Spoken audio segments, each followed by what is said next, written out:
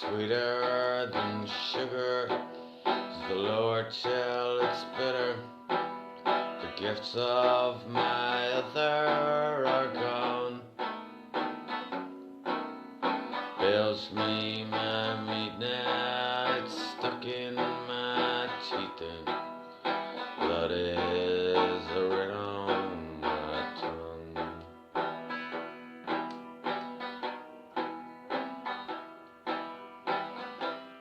Calls for me near an evening, plaintive for fading his song. Leave me beyond for sleeping. Days I've been losing my mind. The ways we've been losing my mind.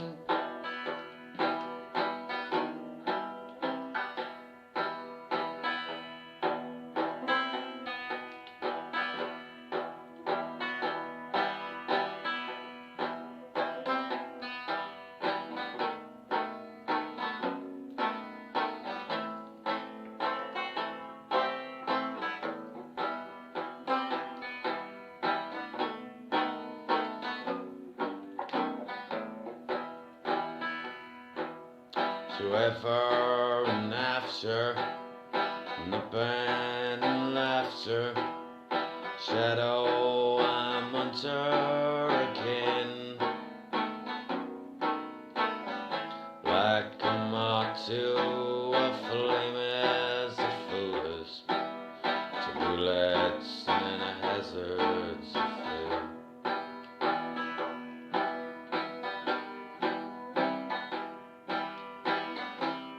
Call for me in the evening, hated and missed and gone. Following buddies elated. Remember when we lost my mind? Heavens and hell, what a time. Heavens and hell, what a ride.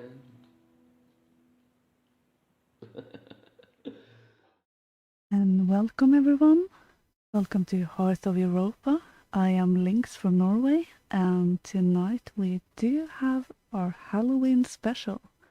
And as usual, I have my co-hostess Katrina with me. Or so I hope. Whoops, the unmute.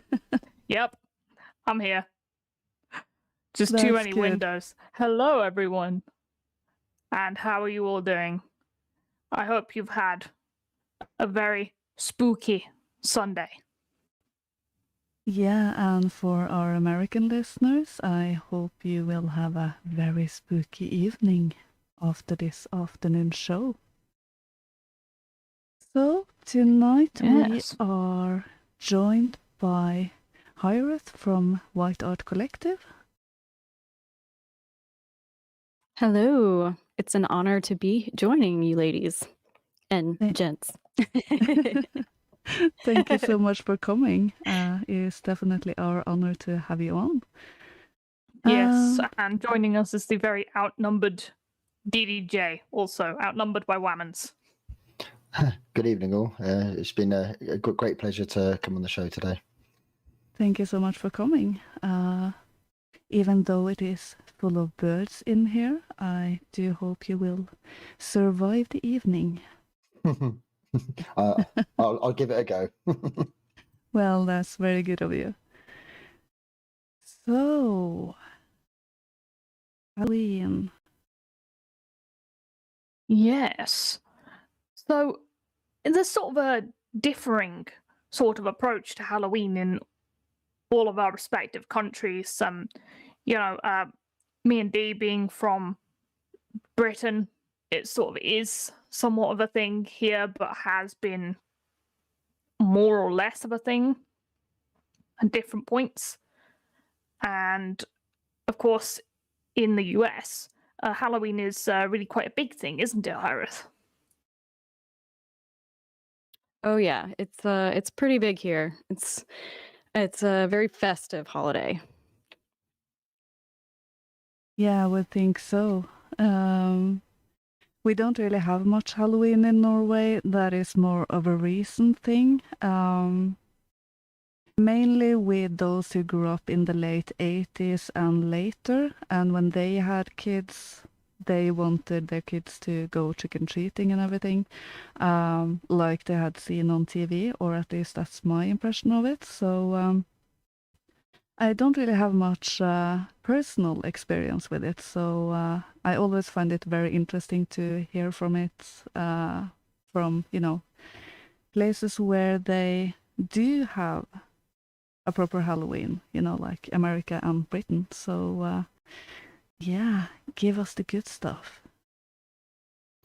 Yeah, well, for us here in the UK, I remember through the 80s and a bit into the 90s, Halloween and Guy Fawkes Night, which happens on the 5th of November, they in a way sort of came together as a package. And here in London, especially in the 80s, there's a lot more, you see a lot more groups of people going around doing the trick-or-treating, and it seemed to be a lot colder as well. I don't mean just like as a kid, things feel colder. It actually was a bit colder. October, November, sometimes it'd even snow a little bit. And when it got to what we would call Bonfire Night, which again felt like an extension of the, say, Samhain Halloween part, it was cold, and there was a lot more groups of kids and people trick-or-treating. But now, because of the changes, let's call them, that London's gone through since especially the 90s, there's much less and less of that. You get less fireworks, less bonfires. But you could smell it throughout London throughout the 80s. You could just smell the wood burning throughout. All people had little parties in their back gardens, or local parks would have them and stuff like all from 31st of October through to Guy Fawkes and all that sort of stuff. And it did feel a bit more festive, as Hiraeth said there, and a bit more of a community event sort of celebration thing. And it wasn't just going around in sort of in America, those over the top costumes, like people in Spider-Man outfits and things like that. It was had a bit more undertones of that darkness of that period, being an island in the North Atlantic. It had that flavour. So, but it's changed a bit, but still there's some memories, some fond ones from that period when I was a kid, I'm sure. That sounds really nice. We have a bit more similar thing going on closer to Christmas, in particular the Lucia Day in December. So I don't know, maybe they saved it or something. We did have the tradition of All Hallows Day. I don't really know that much about it because it's mostly died out now. It's mostly just placing candles on your forebearers' graves these days. But I'm sure there was a much more festive thing about it back in the day. Yeah, so sort of an ancestor honouring ceremony, which, as I might get into, is sort of, congruent with a lot of the things that we think happened on that day. I mean, we know that the festival of All Hallows Eve or All Saints Day was on the same day as a Roman festival called Lemuria, where the dead would be honoured with offerings of beans, of all things. The dead want beans. And then it was moved by Pope Gregory I to sort of be in line with the Celtic festival of Samhain, which we might ask Didi about, because he has a couple of perspectives on that as well. Yeah, but I would just sort of like to ask Hiraeth or Hiraeth if, what sort of things were you doing at Halloween growing up? It was a big thing for you. You had a party. Oh, it was really festive. I really like that whole honoring your ancestors with a candle. I think that's really nice for All Hallows Day. But for us, it's like more about dressing up. It's more about the festivities, trick-or-treating. And as a kid, you don't really know why you do these things. You just know you get candy out of it. So you don't really question that.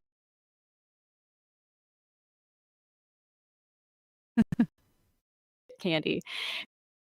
Yes. But I mean, yeah, so it was like planning out your Halloween costume was always such a big deal. And as a kid, you'd change your mind like 5 times and then finally settle on something. And then my mom, like, she dressed me up when I was really little, like 3 or something, as a devil one time, which was kind of funny. tiny, I had my like God. tiny devil I had like Hiraeth. white hair when I was that age. I was like, it was like platinum blonde, so I had I was like a little white haired devil. It's just funny. Aw. Oh, Yeah. I mean, one of the most traditional things that we do in Britain is apple bobbing. And that's traditionally with water, where you fish the floating apples out of a bowl with your mouth. I'm creative about it sometimes, actually. And mixing up the substances in which the apples were floating. Like, we're talking jelly, or perhaps custard dyed green, or on one rather disgusting occasion, cold baked beans. And of course, whatever the substance was, your face would be getting shoved in it. And, like, as a matter of course. And you get So you adult, would at the very least get a wet face. and sometimes you get adult ones where they're like stupidly, being England and the islands. It had to be alcohol, didn't it? People are putting shit in the water and all the rest of it. You know, that is, as people got older doing it. Yeah, stupid shit they're putting in the buckets. But I remember apple bobbing. Yeah, I think I will keep to apple cake. cake. I mean, apple bobbing, if you did it with cider, could result in fun times. You do tend to swallow a lot of the liquid Yeah. when you are apple bobbing, and I think this is the whole point of Yep. alcohol. An island of And of course, it gets more difficult to apple bob the more the cider you do swallow. Yeah. Of course, an island of semi-professional alcoholics. Of course, they're going to fill it with cider. What else did you expect them to do? Yeah, that's Indeed. to be expected. But it is more fun that way, I do suppose. Hiraeth, is apple bobbing a thing in America? It is, but it's not like a huge thing. Like I've seen, it's usually done at carnivals and stuff like that, from my experience.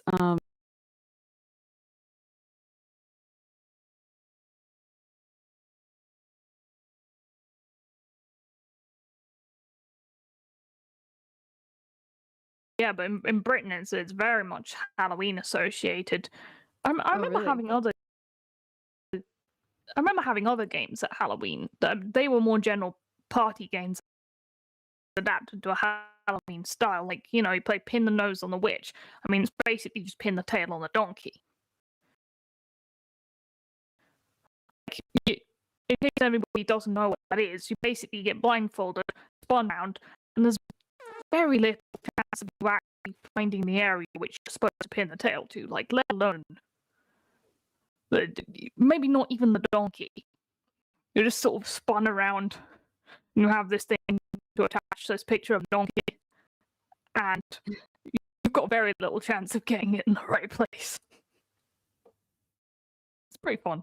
Yeah, we used to do things like, like when I was in the lower school, like primary school or elementary school, they call it in the US, and then because it's all basically very peasant, working class sort of area we lived in. Trying to make out sort of like dark costumes and things. We did have like some material to make cloaks and stuff. So I'm talking old plastic bags, and we put like little sequin, like little plastic stick-on star or whatever, little moves, all this kind of stuff. Really badly made paper pointing hats for girls, all this kind of thing.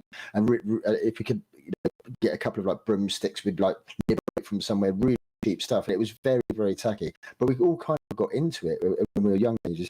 But as some of the guys are pointing out in the YouTube live chat there, as we got older, especially when it got to the bonfire part of it, we'd be standing around with hot potatoes in foil, and they were particularly nice potatoes. They were like kind of bland and undercooked, but it's for the warmth, and you get a little cup of like a little polystyrene cup with soup in it, sometimes hot dogs, but usually soup, and you'll be holding it to your chest because you'll be gibbering with it'd be freezing. End of October, it used to be very cold here in London in the 80s especially, so you're actually keeping it for body warmth. These tacky clothes, badly made costumes and stuff like that. I remember that semi fondly, let's say. They never are well-cooked potatoes. It's sort of traditional on the inside. Yeah, they were. Yeah, they most certainly were. Yeah. Yeah, and all the sort of, again, as you're saying, does tie in with bonfire night It did. Yeah. for So, us because it sort of carries over. yeah. Especially the Samhain bit of the 1st of November for the people from the western part of the UK, from places like Wales. Yeah. The Halloween in the US is more sort of one evening of intense festivities, and people really go all out on the costumes. I mean, generally, yes, but at the same time, like kids will celebrate it all week in school. They'll usually have like, I don't know, they'll do something fun and festive for Halloween for school, and then trick or treating happens generally on Halloween. Although I think, I think this year I've heard people talk about how their kids have been trick or treating like Friday and then last night as well. So I guess maybe they coordinate it or something. I'm not really sure, depending on the neighborhood. But when I was growing up, we just trick or treated on the one day of Halloween. That night, we would trick or treat, and usually that week in school, we would celebrate somehow, maybe like with pumpkin shaped icing with cookies with frosting on them or something like that, or cupcakes. So we get some kind of sweet treat. Well, it Maybe definitely candy corn. Nice. it definitely sounds very fun to do as a kid, so I definitely understand those who wanted to do it over here in Norway. It has come a little bit. I saw a family in costume earlier today, actually. And I must admit, I probably looked a bit weird at them because I'm not used to seeing them. But I'm definitely sure it's really fun. We have also had instances of the less fun aspects of it, like if you happen not to be home that evening, to have your house egged and stuff. So Oh yes, that's usually the high schoolers. They egg houses, toilet paper the trees. It's terrible. yeah. And I guess that sort of brings us on to the question of, what do you do for trick? Like, what do you do if someone says trick? What's appropriate to do? When you're trick or treating. I've never had anybody say trick, so I'm not sure what I would have done. I would have probably I would have been like, wait, what? I mean, when I was little, I might have even just run away. I don't know. Yeah. But I mean, yeah, I would always get handfuls of candy, so, and I always got the treats, luckily. Nice. By the way, Stephen has donated a diamond and says, "Happy Halloween, ladies." Thank you very much for the diamond, Stephen. And happy Halloween back to you. Yes, happy Halloween. And also, Big Haired Tsunami has been very generous, as he always is, and gifted 3 subscriptions to White Art Collective, Hiraeth, and DDJ. So welcome to the Sparks Club. Nice. Thank you. Very cool. Thank you for that. Thank you. So now you are exclusive Sparks. Of course. Love it. Do I need to wear insulation? Or how does it work? You can instantly light fires and stuff. Oh, perfect, because that's what we're going to be doing tomorrow. Nice. Fantastic. Yeah. I can impress my friends. I can start the bonfire. Awesome. Yeah. Please don't become a total fire starter. Subscribe to our channel. You will gain magic powers. Yeah. Guaranteed all your money back. But do you remember the question you asked there about trick or treating? And as her said there, you always get sweets. People sometimes even the grumpier neighbours are just give them sweets, get rid of them, get the kids to go away.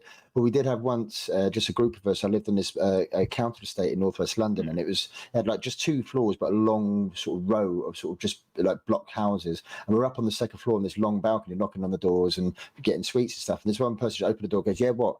He goes, "Trick or treat." They goes, "Well, trick."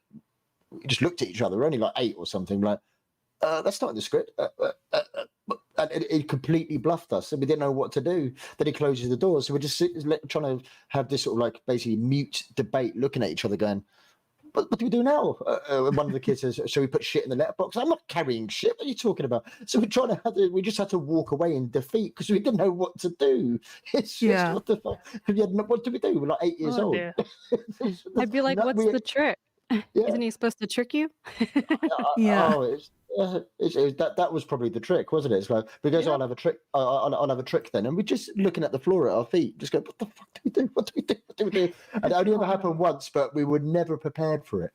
So, word to the wise for the audience: train your kids up to get at least one trick in their up their sleeve, just in case. Not a horrible one, but something, whatever it might be. Leave like a mock spider on their door or something like that. I don't know, but something like that. Yeah. Because we had no clue what to do. We were stumped, and that was it. Done. They probably deserve mild retribution to being so grumpy. Well, Yeah, maybe.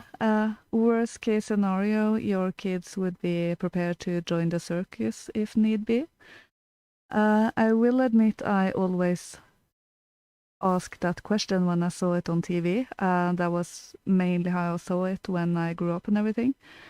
And I always wondered, what happens if they get asked for a trick? What did they do? Because it definitely seemed like it was always automatic, just give the sweets. So we do have, or it's dying out now, a similar tradition in Norway, but that is during the Christmas week, between Christmas Eve and New Year's Eve. And then you go house to house and sing Christmas carols for sweets. Oh, nice. I used to do that. That sounds really nice. Yeah, it's not that nice if it's really, really cold and the kids choose the longest Christmas carol. That can be a bit cold. Lol. It has happened. I mean, but it really was a tradition I loved as a kid. Yeah, it sounds really nice, and we've sort of always had, I think, similar traditions in Britain as well. I mean, your trick or treat is really linked to as far back as like the 15th century, and your All Hallowtide soul cakes. So when you're going around and visit houses and take soul cakes as representatives of the dead, or in return for praying for their souls. Mercy on all Christian souls to a soul cake is what they go around saying. And Shakespeare mentions that practice as well. So we've had it for a long time. And of course, there's been all sorts of geezing traditions going around and singing at people's houses on various different occasions, also near Christmas as well. So a lot of these customs really do interlink. I mean, according to some information I've found, in North America, trick-or-treating has been a Halloween tradition since about the 20s, which surprises me because I would have thought it would have just been carried over with British people who are obviously sort of already doing something somewhat like it. But there you have it. Yeah. That's really interesting to me. Yeah, you would think that a lot of the traditions from America would have, like you just said, would have been carried over from the European countries, wherever those people settled from. And I guess you kind of do see that. We do get a mishmash of things. Unfortunately, we also get a mishmash from things from South America, like we have the Day of the Dead and stuff. Some people celebrate that. That's part of the Halloween themed. A lot of people are into the sugar skulls, and that's part of that. But I mean, it is just really big here. And then there is actually a night, just going back to what Lynx was talking about with the egging of the houses. Our night is Mischief Night, and that's the day before Halloween. So last night was Mischief Night, and that's usually when the teenagers go and cause chaos and do horrible things to people's trees and houses and property. Did you do that when you were a teenager? I didn't do that, but I was friends with a lot of people who were into that and did it. Right. You were trouble adjacent. I guess I was sometimes a troublemaker, but I didn't like ruining people's property. So, question. Did the same teens then make money out of cleaning it up the next day? They definitely did not clean it up the next day. They left that to the homeowners, so... Yeah. I just started wondering if there was some money making into that. We do have a comment from Jack London on YouTube. Just have to find it again.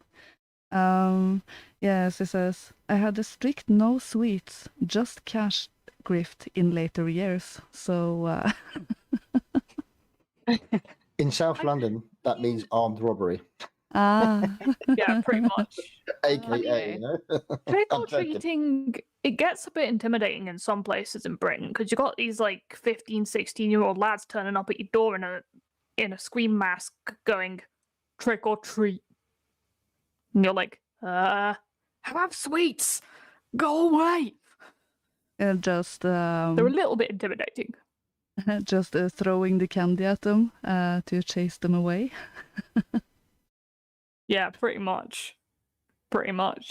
Yeah. And I don't know, like, maybe they're perfectly innocently still doing it, but it'll be like a bunch of them in like grey tracksuits and a scream mask or something. And it's like, come on, lads, make an effort. Yeah.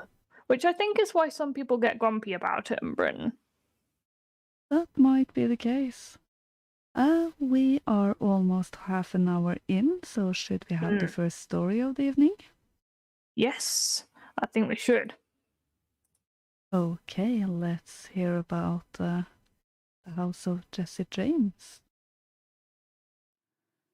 The Jesse James home. The year was 1999. I had acquired a seasonal job position at a museum in St. Joseph, Missouri. The home in which Jesse James was shot and killed resides there.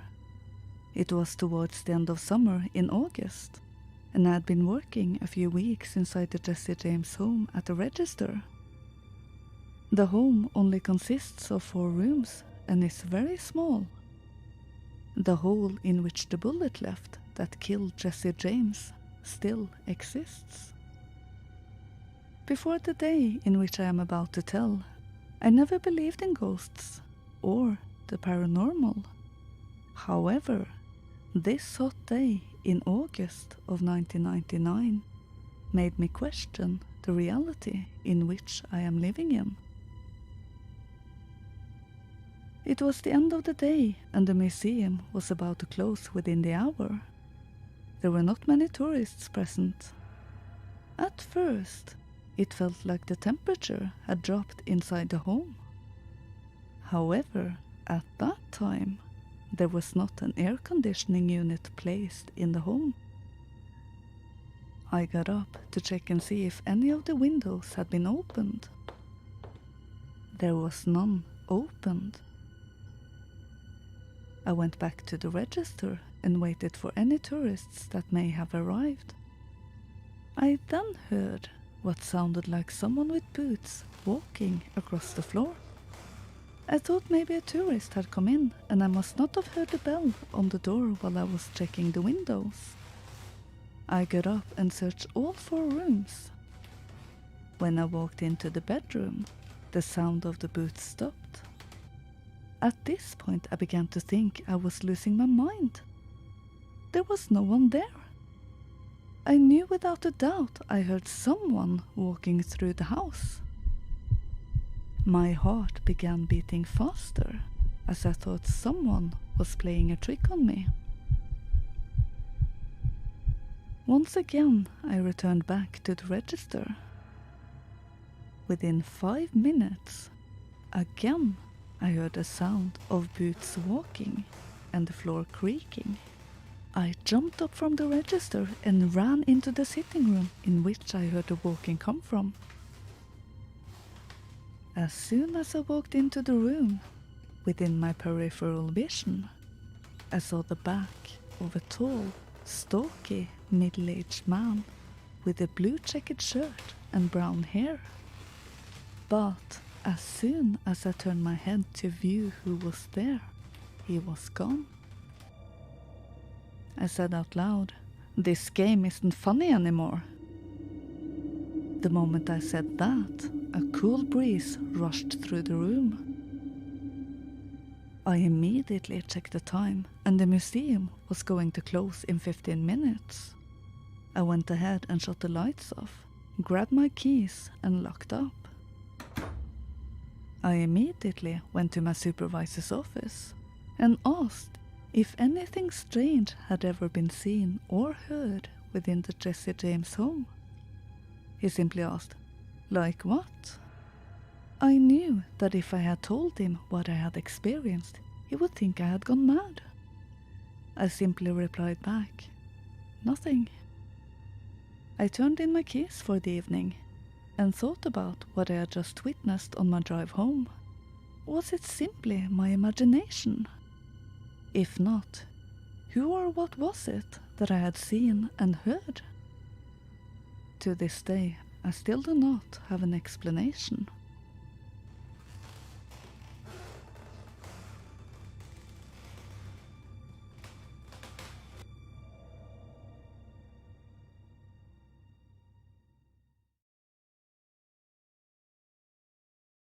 So, our first spooky story, which is a true story, provided by Jenny of her actual experience.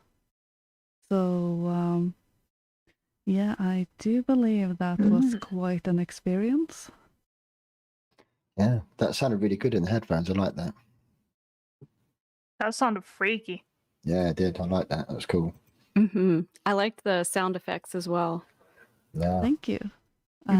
They are quite fun to put in when you find a sound that puts, the extra spice in the story.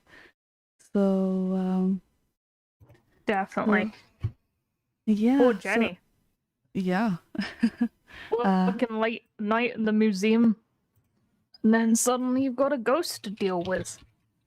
Yeah, I'll at least Not getting paid enough for that, really. No, I suppose. At the and museum. at least Adam Sandler didn't show up. Sorry, I couldn't help myself there. I have actually had some experiences like that. I have never seen a ghost, but I have definitely felt that chill that comes out of nowhere. And for a period, I lived in quite an old house, which definitely had some activities going on in the hallway down to the front stairs. The cat I had at the time, he basically stopped dead and was just staring into space, and he really didn't like it there. So, and it was one of those places where you always felt that someone was staring at you. So that was really creepy. Yeah. I have to say that one of the main experiences that I've had was in a graveyard. It was just daytime. But I went and read this particular gravestone of a man who had a family. His kids had died quite young. And I just stood there for a moment and thought, wow, that's very sad for that person, because graveyards are quiet places to walk where I am, so I sometimes do. And just when there's a slight point on graveyard being cozy places. I had a friend who lived next to a graveyard, and she said it was the calmest neighbors she ever had. Indeed, yeah. But yeah, I sort of then, as I'm walking away from this grave, just around the rest of the graveyard, I feel like something is behind my sort of left shoulder, watching me with immense curiosity. And I didn't have that feeling before I looked at that grave. So I don't know what that was all about. And it didn't seem to want to do anything malicious, but it did just sort of kind of follow me around the rest of the graveyard. It felt like. Perhaps because it was wondering what anyone was doing around there, or some such. I do believe in the spirits of the ancestors, and that they have ways of, making contact with the world. So, yeah, I'm willing to believe that something did happen there. Yeah, I definitely believe there is much more between heaven and earth than what we can see. How about our guests? Have any of you had any ghostly experiences? I'm like you, Lynx. I've had some chills. In like my waking conscious life, I've never had any like outright ghost. Like that is definitely a ghost kind of experience. But I've had some weird vibes and some chills that just come out of nowhere. I've had really weird dreams. So I don't know if you could just think of that as something that my mind is working out, or if maybe I'm, that is some sort of ghostly presence in a dream form. You never know. But I've dreamt of like shadow people and stuff, and I know that's actually really common. So Yeah, I mean, for sure, yeah. Dreaming was regarded as going into the other world in some ancient cultures, so yeah, it's interesting. I would definitely say definitely. it might be the case with certain dreams. Not everyone, but some. I don't know, maybe you've had some visits or something. It does sound a bit spooky, I have to say. Yeah, definitely. Indeed. And of course, some of the context of that story is the context of Jesse James, and perhaps, some of our British audience or international audience won't know who Jesse Woodson James was. He was an American outlaw born in 1847, and he robbed banks and he robbed a train, and he was a guerrilla and a leader of the James Younger gang. And he was raised in western Missouri, in what was known as the Little Dixie area. And he had, his very strong Southern sympathies. He was with the pro-Confederate guerrilla fighters, and they were in a very bitter conflict with pro-Unionists. And they were accused of committing atrocities against Union soldiers, although I'm gathering from what I'm reading that the whole discourse surrounding Jesse James is very, very politicized indeed. Or, sort of leaning towards certain South bad kind of viewpoints, from what I'm reading. Yeah, that's the thing about that. See, Missouri in the times of in the 1840s, you had a thing that happened called the Missouri Compromise, and that was just before before Kansas became a state in 1850 onwards, and for a decade it was non-stop violence from not just criminal gangs. I mean, there were pro-union men, pro-slavery, anti-slavery, and also some of it based on sort of clans. You know, the settlers that moved further west. Some of them were based, you know, some of Irish heritage, some Germanic, some Scottish, etc., etc. So you had these locally known gangs. They're not going to be known in the mainstream popular culture, but there were lots of different gangs and all that. But in Jesse James, when he became part of Quantrill's raiders, he raided from in the southeast and southern bit of Missouri. It's very mountainous, and in those days it was massive loads of wilderness. It was very, very wild. I don't think it was I don't think there's much of any railway at all in Missouri in the 1840s, 1850s. Very few roads which were basically tracks, lots of mountains, lots of wilderness and forest, and it was ideal bandit country for raiding, for ambushes, and everybody was at it as well. And bear in mind, there wasn't like there was some organized Confederate forces under a guy called Sterling Price just after the St. Louis Massacre in the very beginning of the American Civil War. But lots of people just joined together in bands and groups, and they were sort of guerrilla fighters, bushwhackers that they got named as, and that became a generic term for anybody that did ambushing and raiding. But bushwhackers was like a collective group of people, and Jesse James was amongst that sort of that culture and those sort of people. Very banditry and raiding was part of that sort of plundering sort of warfare. There was loads of particularly Confederate leaders that were like that. Nathan Bedford Forrest is probably the most famous in terms of the large scale sort of stuff he did. He started an enlisted man, became a major general, I think, at the end of the war. There's also Mosby in the east from Virginia, but Quantrill in particular, they would turn up and burn your farm and do all sorts of things to slaughter your animals, and that kind of fuck off. And this was like the North had like semi-organized militia. There'd be tit for tat, you know, killings and all this sort of stuff. And this started really in the 1840s and spilled out into Kansas all the way into by the American Civil War. It's almost like a status quo, but in reverse, so to speak, where this was just almost a semi-norm. A load of guys on horseback would turn up, blast the hell out of your property, and disappear off before any organized resistance, and this kind of stuff. And this went on and on. And of course, Jesse James became, in later culture, quite overly romanticized in some ways and demonized in other ways, and so on and so on. But ultimately, he was an armed robber, essentially, is what he ended up being. But a lot of out of work and demobilized soldiers kind of did resort to that after the American Civil War, especially the further west you went. There's less centralized government, police were non-existent, telecommunications were non-existent, no railways. So it's kind of almost those sort of areas like the parts of Kansas and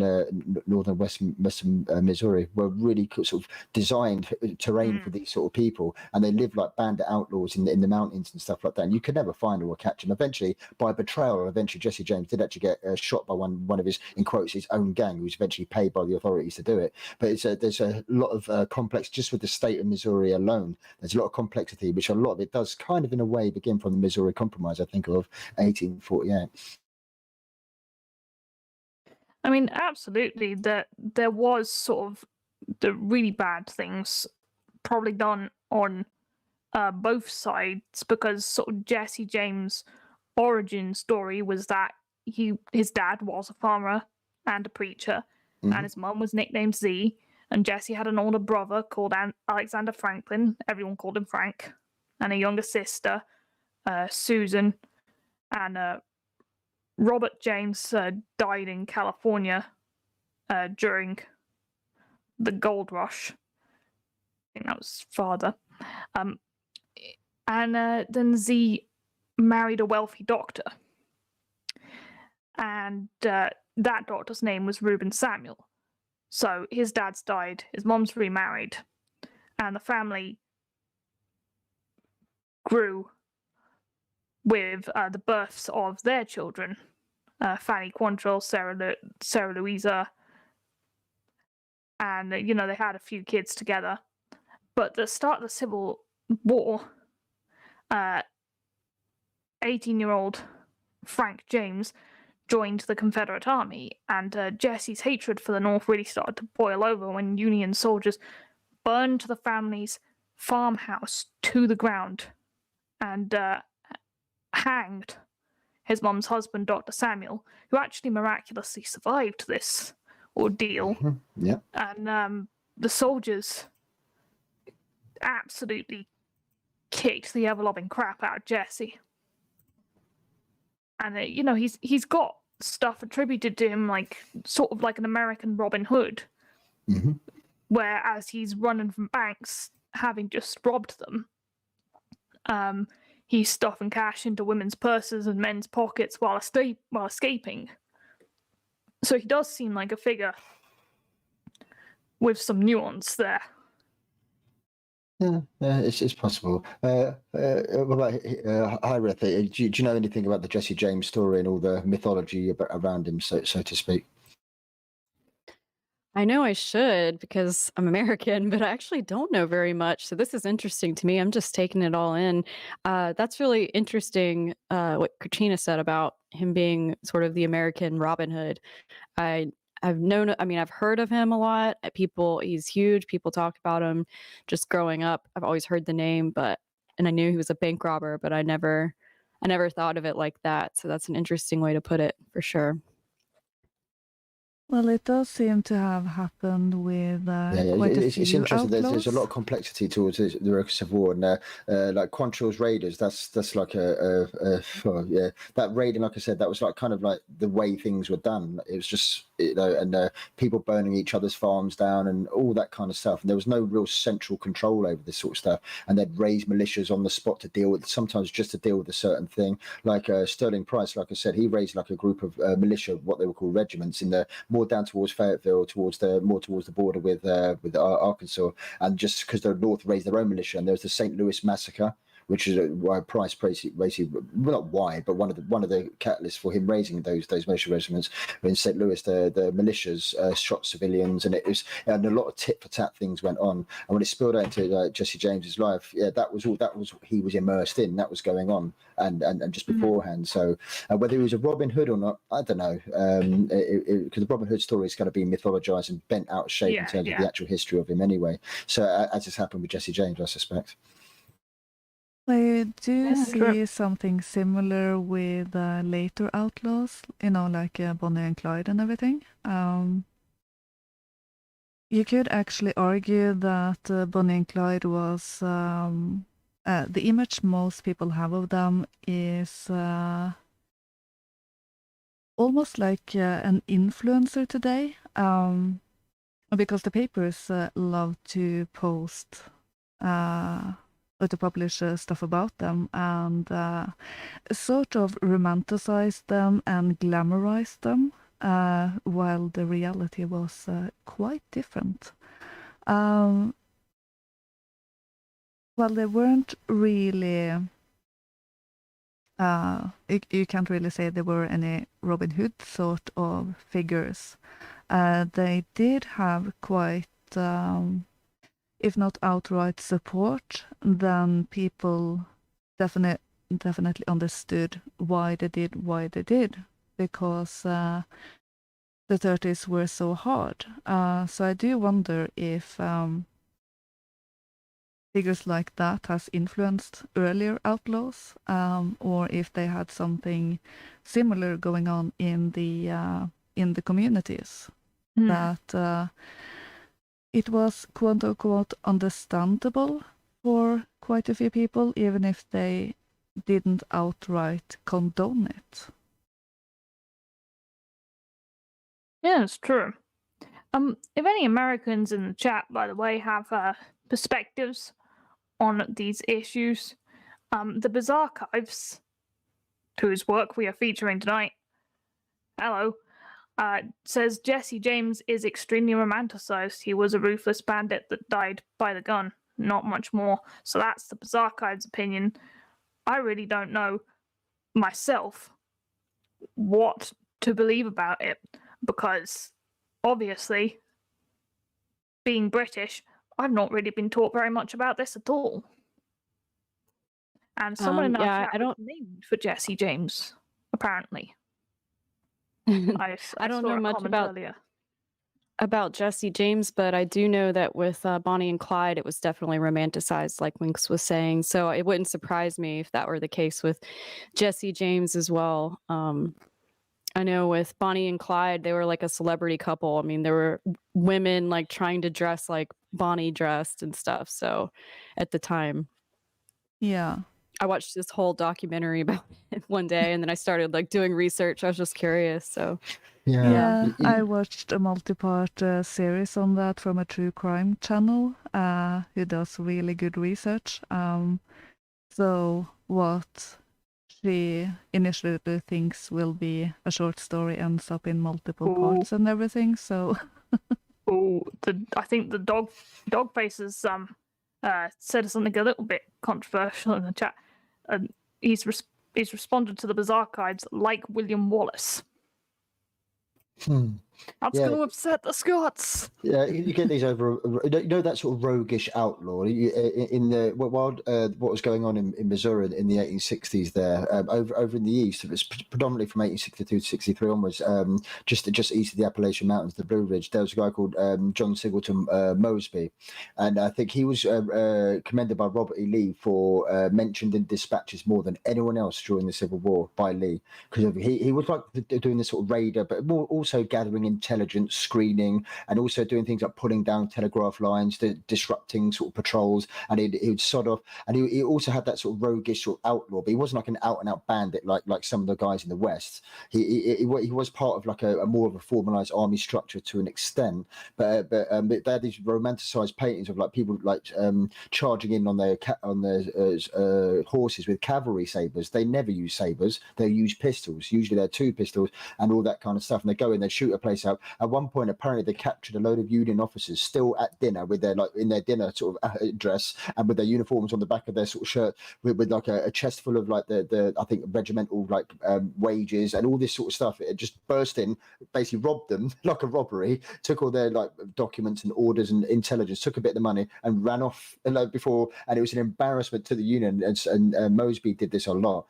And the thing is, he was very romanticized. And so there was one time when he's staying in like he had like safe houses, the local community, especially northern West of Virginia, were hiding him, and he was a wanted man. and so the Union was sending people actually he caused so much havoc. They were trying to find him. They're sending out patrols. He nearly got captured. There's one particular time when he's actually darting out of like a second-story window, sliding down the roof like out of a movie, jumping onto the back of a horse and galloping off in the distance, nearly getting captured by the Union, who were desperate to capture this guy. And he was very romanticized in some ways. He wasn't like a bandit outlaw in that sense, but it's definitely that romanticizing of the roguish outlaw with a bit of romanticism and all that kind of stuff. And there's a lot of that in the US and of course over here as well. I can almost smell that bad boy thing going on there. Yeah. Yes, true. I was always a good boy. Let's have a look at what's going on in the D-Live. The question on everyone's lips is, whom spooks the spooker? I demand a half a Europa deep dive. Indeed. And good to see Yankee Apple in the chat. Dr. Penguin Stein and Philomena. Yeah, it's good to see everyone. And indeed. Big welcome to the Bizarchives, who again has another comment on the American Civil War being more nuanced than one side good, one side bad. You know, North and South both committed violent, ruthless acts of war. It was a war, and war is brutal. That's true. And I think there's a lot of tendency these days to frame conflicts in terms of the people or the side that you would agree with more now were great, and then the ones that you wouldn't are bad. Yeah, whoever fits the prevailing orthodoxy. Yes, definitely a lot of that going on. Really just very simplistic. And also, creating, ironically, a battleground, where you can have people on 2 sides just battling it out with each other instead of looking at the larger picture. So yeah. War is brutal, Yes. and it always has been. So, and it always will be. Well, it's a rather grim topic there, for Yeah. sure. But yeah, I think yeah, just returning to Halloween then. If I can put out a totally on-war related question, favorite Halloween sweet?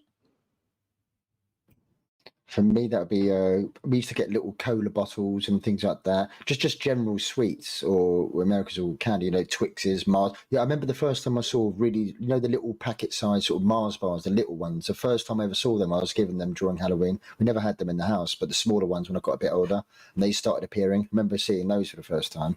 Yeah, they were nice. Just the smaller Mars bars, not the full size ones. I'm like, oh great, you can have 2 or 3 of those. Greedy kids and all that. I remember those, and little cola bottles, these little fizzy little sweets. They're tiny little things, about not even the size of your thumb. Yeah, they were small, and they were kind of bitter if you the first one, but they were covered in sugar, and they're obviously spat out of a machine somewhere in the Midlands, and you'd eat those. But I used to like those. I used to chew on a lot of those, and drumsticks, and a thing called a refresher, which is a very chewy, bitter sweet. I remember those. Yeah. I used to like those. Yeah, I used to like those. I mean, I remember the Roundtree's bursting bugs. They were always around Halloween. They're like a normal Roundtrees, but they got like gushy stuff inside. And there was also the fruit pastel body parts. They got used to decorate everything around Halloween, like cookies, cakes. Yeah. To be honest, probably as a young child, I was like licking them and then sticking them on the cakes. Yeah. Which is gross. They were a proper hit as well, weren't they? Yeah. I didn't know any better, to be fair.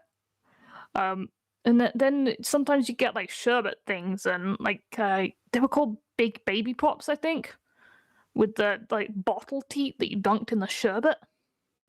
And you definitely wanted to get Freddo or Taz.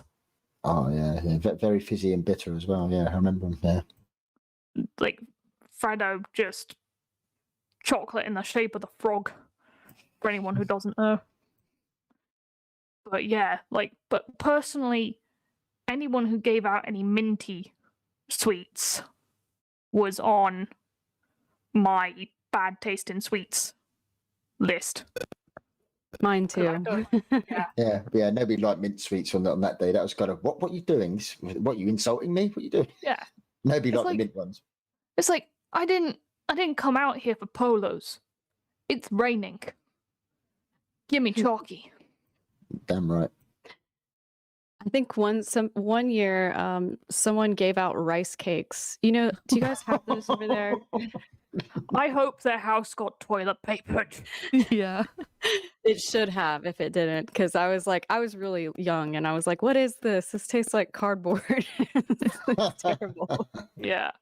Oh, I'd just like to say a thank you, by the way, to Bertie Bassett for the Diamond Evening All. Happy Halloween, which is exactly what you wouldn't have if you'd just gone trick-or-treating and been given a freaking rice cake. Yeah, we had the same reaction if we went around singing Christmas carols during Christmas and got fruit. It was just, what's that about? It's like, it's like the clementine in your stocking being I got the only thing that's there. Yeah. Just like, what's that about? Really? Only an orange? Yeah, No yeah. chalky coins? Yeah. Come on now. We were like, excuse me, Christmas cookies, please. We didn't say it out loud, of course, but we definitely thought it. Yeah, the best way to disappoint like an 8 or 9-year-old. But why have I got a tangerine? What was the remember chocolate coins? We used to love those. The coins, but they've got chocolate inside. They look like that you're expecting them sort of things, and they were awesome. The milk chocolate ones. Then you get tangerine. What? The frowns and the scowls. Or small boxes with the raisins. That was always the worst. Bloody hated I hated those. No kid, we would get those too. Yeah, no kid like that, did they? What the? Where's the chocolate at, baby? Where's the chocolate? It's like, I think it went for a phase of such things. Like, where there seemed to be a particular period where people like really obsessed with looking out for the health of other people's kids on these occasions. It was weird. there'd always be one with weird tweets. Stevo says he puts out sweets and homemade buns, which sounds really nice, actually. I'd go to his house, get homemade buns. Yeah, and Jess says that one year some woman gave out stale cupcakes with like black goo inside of them. Worst trick-or-treat sweet ever. Oh yeah, I would definitely say that. Ew. That sounds brutal. Sounds like a punishment. Yeah, it does. It's like getting What- coal for Christmas. Yeah, or, oh, it's Halloween. What have I forgotten in my cupboards for the last few months or something? Yep. Some people just don't get into the spirit of things, do they? Where the chocolate at? You know? Yeah. Indeed. Where be the chocolate? I mean, you always get like recipes in like the Tesco magazine or whatever for like healthy Halloween treats for your kids this Christmas. Like, and Yeah. just give them like a jelly with gummy worms in it. It's great. Healthy equates to rice cakes, I'm sure. Yeah, Yeah. pretty much like spiders fashioned from vegetables. It's not what they want. No, They want sweets. I will say I'm favorable to minimize sweets for kids, but to get a small portion on Saturday evenings or when you're going trick-or-treating or julebukk, as we call it in Norway. That is quite another thing. There are special occasions and you can allow your kid to get a sweet or two. Though if you do want to make them as good as possible, you make them yourself, of course. That's true. I would just like to say that DDJ does have to leave us now due to a prior engagement, but thanks very much for coming on the show, DD. Oh, that's been Very super cool. And I could gladly talk about sweets and cakes ad infinitum. Dare I say ad nauseum, but it's been super cool hanging out with you guys, and I wish you have a nice little Halloween party. Thanks for inviting me on, and I wish you a good spooky evening. It was nice to meet you. And you too. See you. Thank you. And I'll see you in a bit. Thank God you bless. for coming Bye. on. Bye. Bye. You're more welcome. Bye. So, the rest of Right. the evening is a girls' evening. Okay. Yes, it is. As DD himself would say, oh, now he's gone, we can talk about him. DDJ is a good guy, so I suppose that's Yes. all we're going to say about him. Oh, thank you, Damn Dammy, for that diamond. Yeah, thank you very much. Thank you very much. Good to see you as well. Mm-hmm. Should we have a segue with our second story, perhaps? Yes.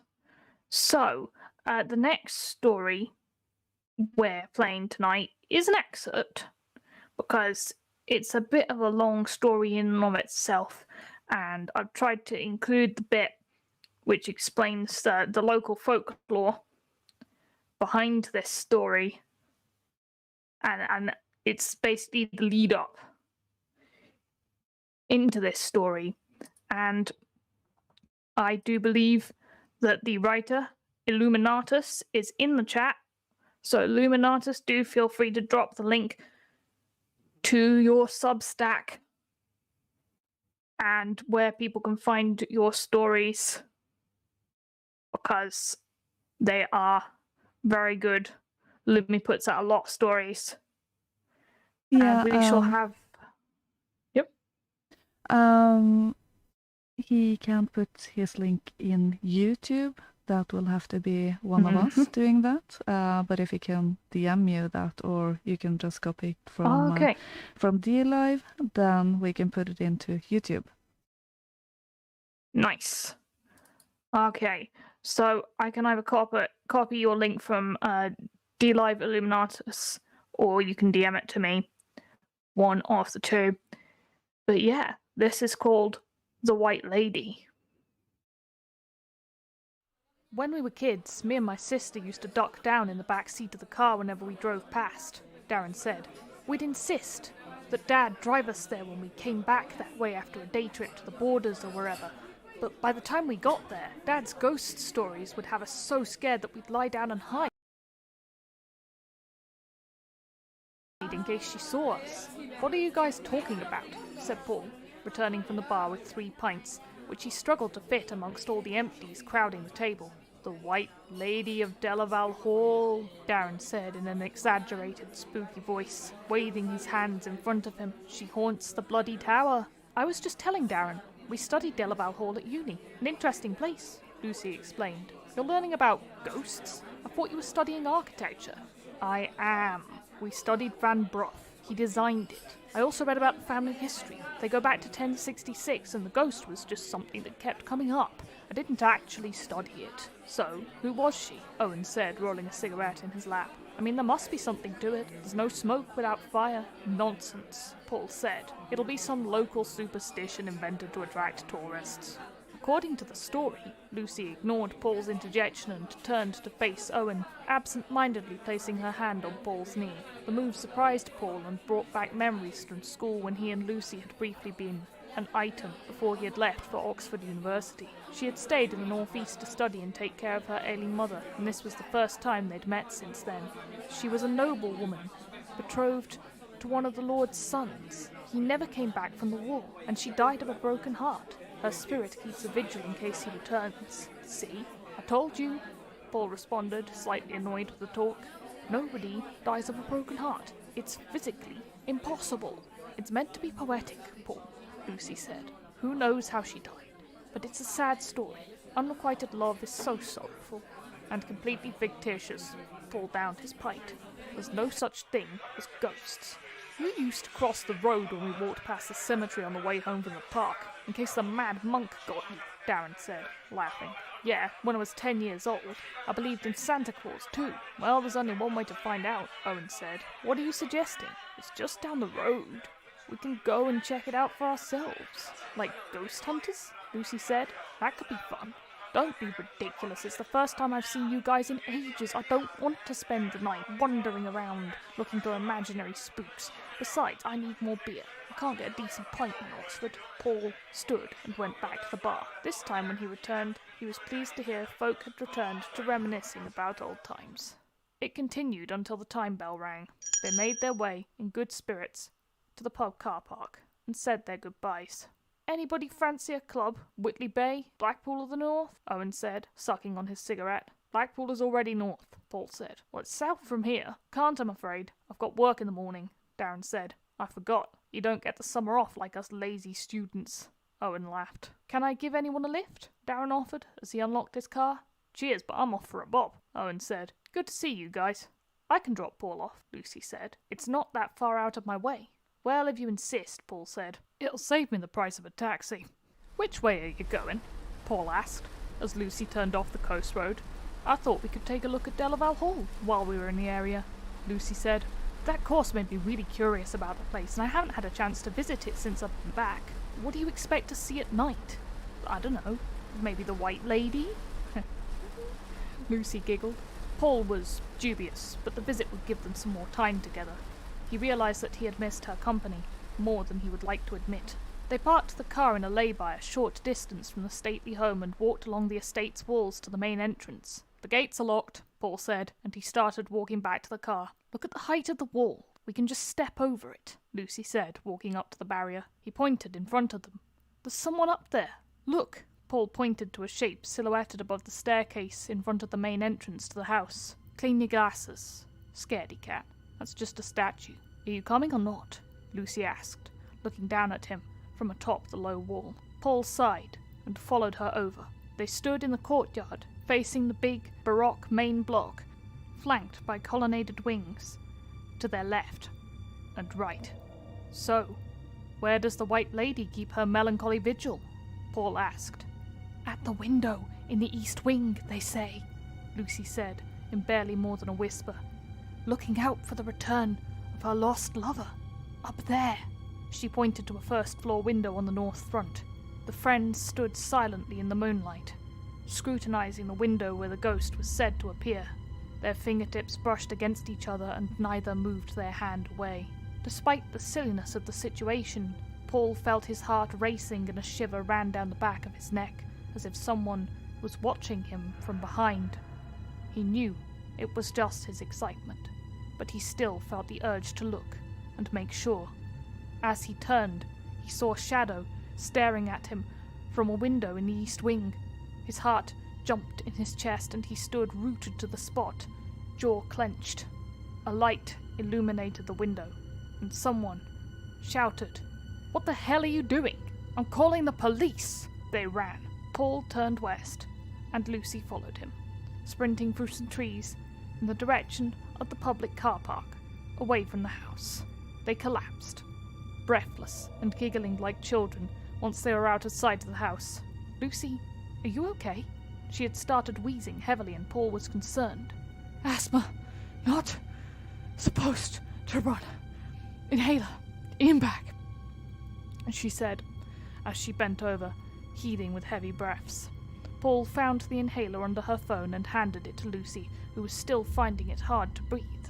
"We should go back," Paul said, once Lucy had recovered. "There's nothing more to see here, and you need rest." "That's the mausoleum," Lucy said, seemingly fine now. "What's that?" Paul asked. "It's where you put dead bodies. I know what a mausoleum is, I just didn't know there was one here." "There is. It's just over there." She pointed across the field behind them. "It's a listed building in its own right, although apparently it's in a bit of a state. I'd like to take a look at it while I'm here. One of the lords built it as a memorial to his son. You wouldn't believe how he died." "And he's buried there?" "No. It's never been used for burial. The local bishop refused to consecrate it." "I don't think you're up to it," Paul said. "Speak for yourself," Lucy said. "I'm fine now. If you're scared, just say so." "Well, let's go on then," Paul said, not wanting to appear a coward. He pulled out his phone and switched on its torch beam. "Don't do that," Lucy said. "They might be able to see the light from the house. There's plenty of moonlight." They set off across the field in the direction of a copse of trees.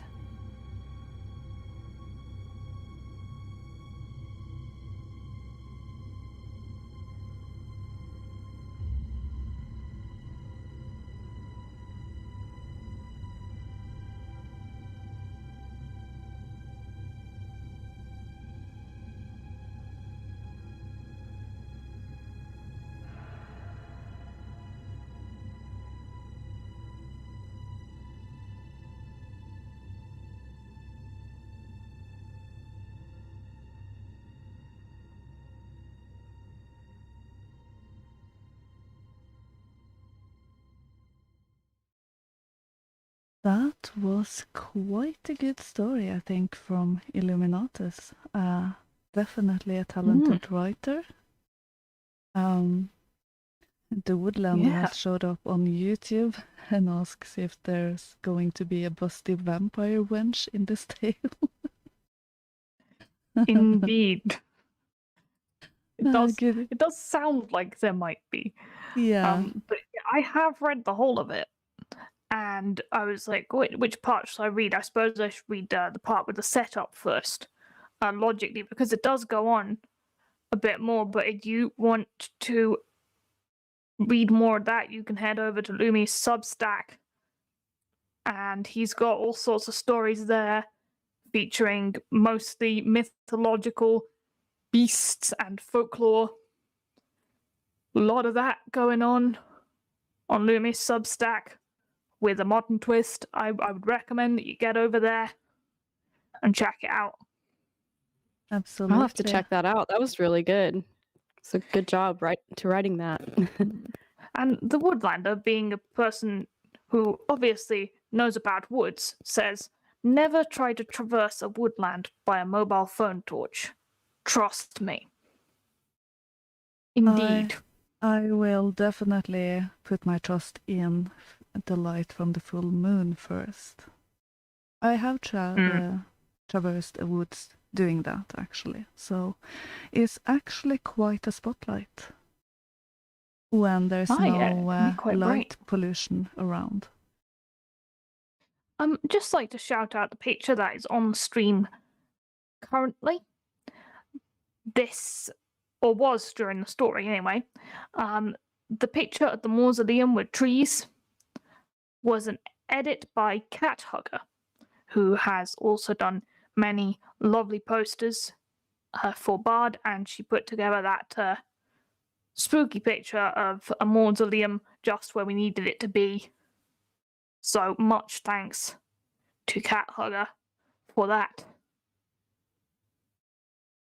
Yeah, I tried to put in a slideshow, but my OBS didn't want to do that, so we did get a glimpse of the lady as well, but then it changed back, so I decided to let it go. But both Yes. pictures will be featured in the video for this story, so definitely check that out. And Absolutely. speaking of Cat Hugger, she had a brilliant, beautiful entry into the WAC Spooky Short competition yesterday. Lovely work, definitely worth Yes, she checking did. out. It was Yeah, gorgeous. absolutely. Hiraeth. I agree, says, wow, is that Hiraeth? Yes, it is. Hello. Confirm that you are you. I am me. I can confirm. But you never know on Halloween. There might be body snatchers about. So one just That is has to true. check. Yeah, Yeah. but we are graced with Shapeshifters. Oh, are they called skinwalkers, or is that something else? Skinwalkers is an I know a Native American type of myth, isn't it? I don't know if we have any equivalents in Europe. There might be equivalents of stuff which can take other people's bodies. I do believe Yeah. Skinwalkers is more specific to America, dating back to the Native Americans. Oh, okay. I think it has been a few years since I looked into that. Yes, I look into basically everything. I am curious. Lynx may be a werewolf. Thank you, Stephen O. Or maybe a werecat or something. But what I do remember from Skin Changers or Skinwalkers, it was a specific place in the US, I don't remember where, which was riddled with it. Even to the point where huge investigations were done at the place and everything, and it basically went horrible. So not the thing you want to encounter, that's for sure. No, it makes me think of The Thing by John Carpenter, Oh yeah. where something scary takes over and you don't know if they're a real person or not. Oh, that had me Yeah. thinking about Black Goo, which again had me thinking of that stale cookie thing. cupcake. Cupcake with black goo. They might have been dangerous in a bit more spooky way. Ooh. That's dark. That Yeah. does actually sound like something to write a horror story about. Yeah. Poisoned alien Halloween treats. Okay, maybe that will be a Yeah. story for next Halloween. Maybe Hey, you if go someone in one wants of to the write it. Bizarchives issues. Maybe. Oh. It could. Illuminatus discussing with the Woodlander that there may or may not be buxom supernatural wenches in the story. Can't promise. Go over there and see if there is. Yeah.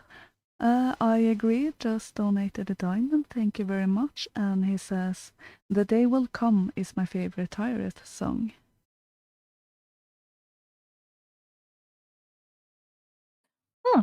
Well, that is very cool of you to donate the diamond there.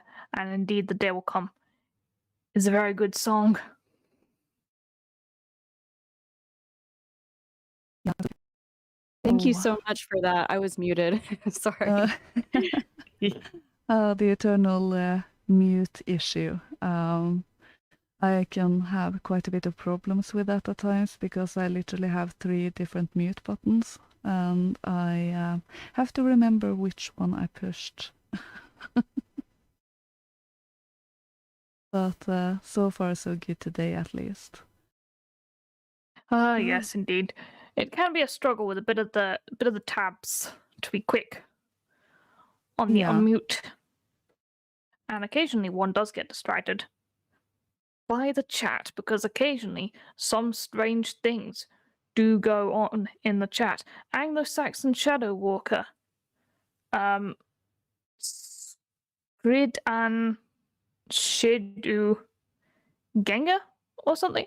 I have no idea what Dogface has just written, but he seems to be saying that there might be an equivalent Oh, interesting. in Britain. So if Dogface would care to elaborate, that would be fantastic. Thank you. Oh, but they are one of the creepiest ideas. And sort of that and vampires, for me, something either taking your body or just draining your life force in that sort of slow way. I will That's, have yeah. the most scary stories for me in many ways are those who are taken over by demons. And they start moving in really weird ways. That doesn't mean I believe every story, but where there is many witnesses to it. I heard of one earlier this month where there was literally people. This happened in a hospital with a child, and it was witnessed by the staff at hospital and policemen. And he basically walked up a wall and then took a jump down to the floor again. It sounded really just incredible. Literally a thing you would expect to see in a movie, but actually happened in real life with witnesses. That is really scary for me. That's crazy, man. I don't know what I would do if I saw that. No, idea. I'd probably wonder if I was dreaming. Yeah, there was this was with a family in somewhere in the South US. And several who worked on that case because the Child Protective Services and police became involved. Several of those who were involved in that case came out really traumatized, either mentally or even physically. One policeman who visited the haunted house, it seemed like he brought something out with him who followed him back home and everything, and it got into really terrible accidents and everything. So, be careful. Wow. So I'd just like to shout out a couple of people. Stephen O gave a diamond and said, Greta, blah, blah, blah. That's creepy. I don't know what this means, but thank you for the diamond. Greta is creepy. Greta is, well, yeah, I don't like to criticize someone just for their appearance or something, but the stare's a little unnerving, yes. And Dogface Walsh has gotten back about Shadowganger, noun Shadow Walker, one who walks in darkness, an epithet for Grendel of Beowulf. So that certainly is an interesting one. We ought to get into Beowulf sometime. Yeah. I need to read Beowulf. Yeah, I've started, and the Grendel part is definitely Halloween worthy, I would say. For sure. They knew how to do spooky back then too. Oh yeah. But yeah. I think just the sort of the context for Lumi's story there in case anyone doesn't know, Seton Delaval Hall is a Grade 1 listed country house in Northumberland, in England, and that's on the coast just north of Newcastle. And it's located between Seton Sluice and Seton Delaval, so it's around that sort of way, and it was indeed designed by Sir John Vanbrugh in 1718 for Admiral George Delaval and is now owned by the National Trust. The house has been really unfortunate because neither the architect nor the patron actually ever lived to see its completion, and then it really passed through a whole succession of heirs. It's only been lived in intermittently, and then in 1822 the central block was completely gutted by fire, and it's remained an empty shell ever since. But yeah, the gardens are Grade 2 listed. It's a very lovely building, but unfortunately, yes, a lot of it has been destroyed. And there is indeed a mausoleum about half a mile east of that hall, which once had a very majestic dome, but that's gone now.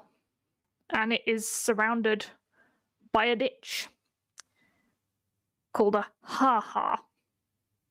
Not sure what's funny about it, but there you go. It was erected by Lord Delaval to his only son, John, who actually died in 1775 at age 19. And I quote, "as a result of having been kicked in a vital organ by a laundry maid to whom he was paying his addresses." Yep. I don't know if that means that he deserved it or not. What to say? Some stories like this are really just crazy. Where you just go, what? I think that implies that he died by being kicked in the unmentionables. Maybe. I'm not quite Might have sure been the how that kidney, would. to be Yeah, fair. maybe. Yeah. Well, I don't know how vital that actually is, but I suppose if one was kicked in a place hard enough to cause a hemorrhage in some sort of major vein or artery, that would be a cause of death from a kick. Yeah, One could assume. or if it triggers some blood clot or something, I suppose. It could indeed. But yes, they do have a ghost.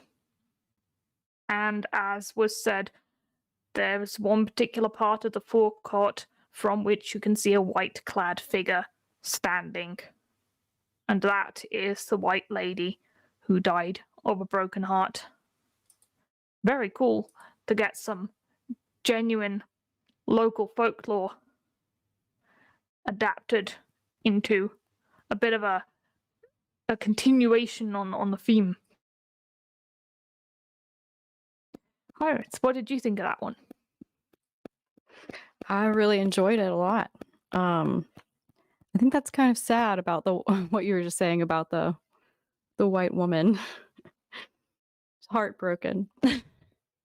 Yes, I mean it possibly, as we know, probably broken heart.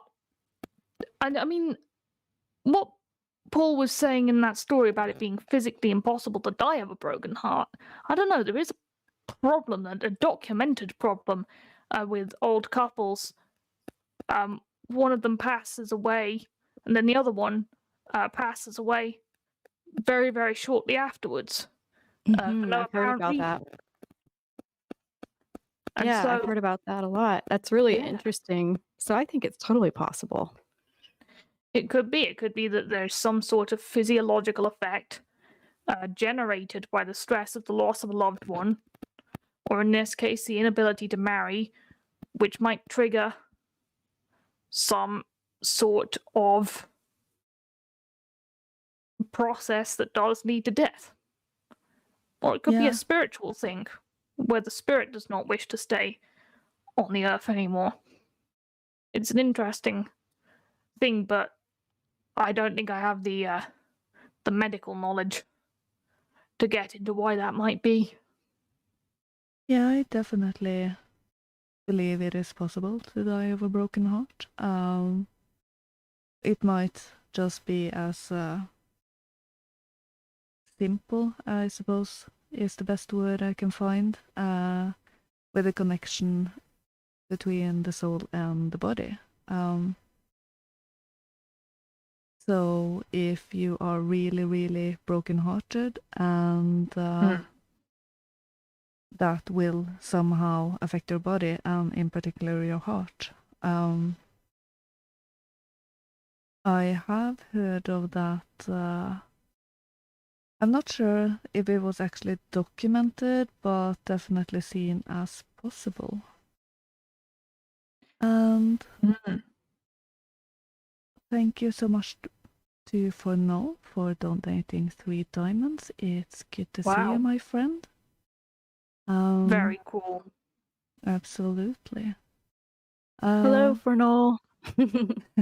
Hi. Yeah. Oh, and Philomena informs us that we are, or were shortly ago, on the front page. Nice. Yeah. Very nice. That has happened a couple of times at least. Fornal also asked, what's that tapping in the background of Hiraeth? And Illuminatus said, a ghost. Hiraeth. Could be. It could be. Watch I out. hope you are safe. I hope you are safe. Get the sage I am. out. I actually don't know what it could be. I don't hear any tapping, so maybe it really is a ghost. Or a connection issue. I hope it's not that. Ambience. Sometimes you do get a bit of interference in the audio, but for the most part it clears up, and it seems to have done so. So there is no tapping now, at least.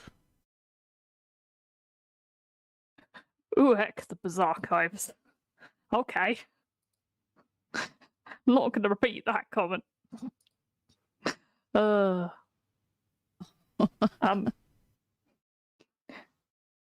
Bizarchives doesn't think he's going to die of a broken heart. He thinks he's got bigger problems. Oh dear. Yeah. Kicked to death by the laundry lady. Yes, indeed. What a way to go. Yeah. Oh dear. And Dogface goes, ghost in the machine. Maybe that's the problem. Maybe you have to exercise your machine or something. You can get good folk in your machine, as we know. And we do have a story concerning them tonight. We do? Not going to say their name. No, because they do tend to invade my computer. That has happened, I am quite sure. Every time I do mention them, I get computer problems for some reason. And they can be quite a bit hard to get out again. And the same thing with the Norwegian Nisse. Well, I can mention them. I really shouldn't talk too much about them, I think, because they have invaded my computer as well. So I have to say I'm a little bit distracted by the chat. Punished Wagner keeps writing upside down, and I don't know how that's possible. I'm not sure. I think you can do it on some pages or something, and then copy paste or something like that. I'm not sure. Yes, indeed. But it is indeed about 8:30. I reckon we should have the third story. Yeah, I definitely think it's time for another story. This one is also specially written for this show, so another original work. And we will take a trip to Ireland with this one.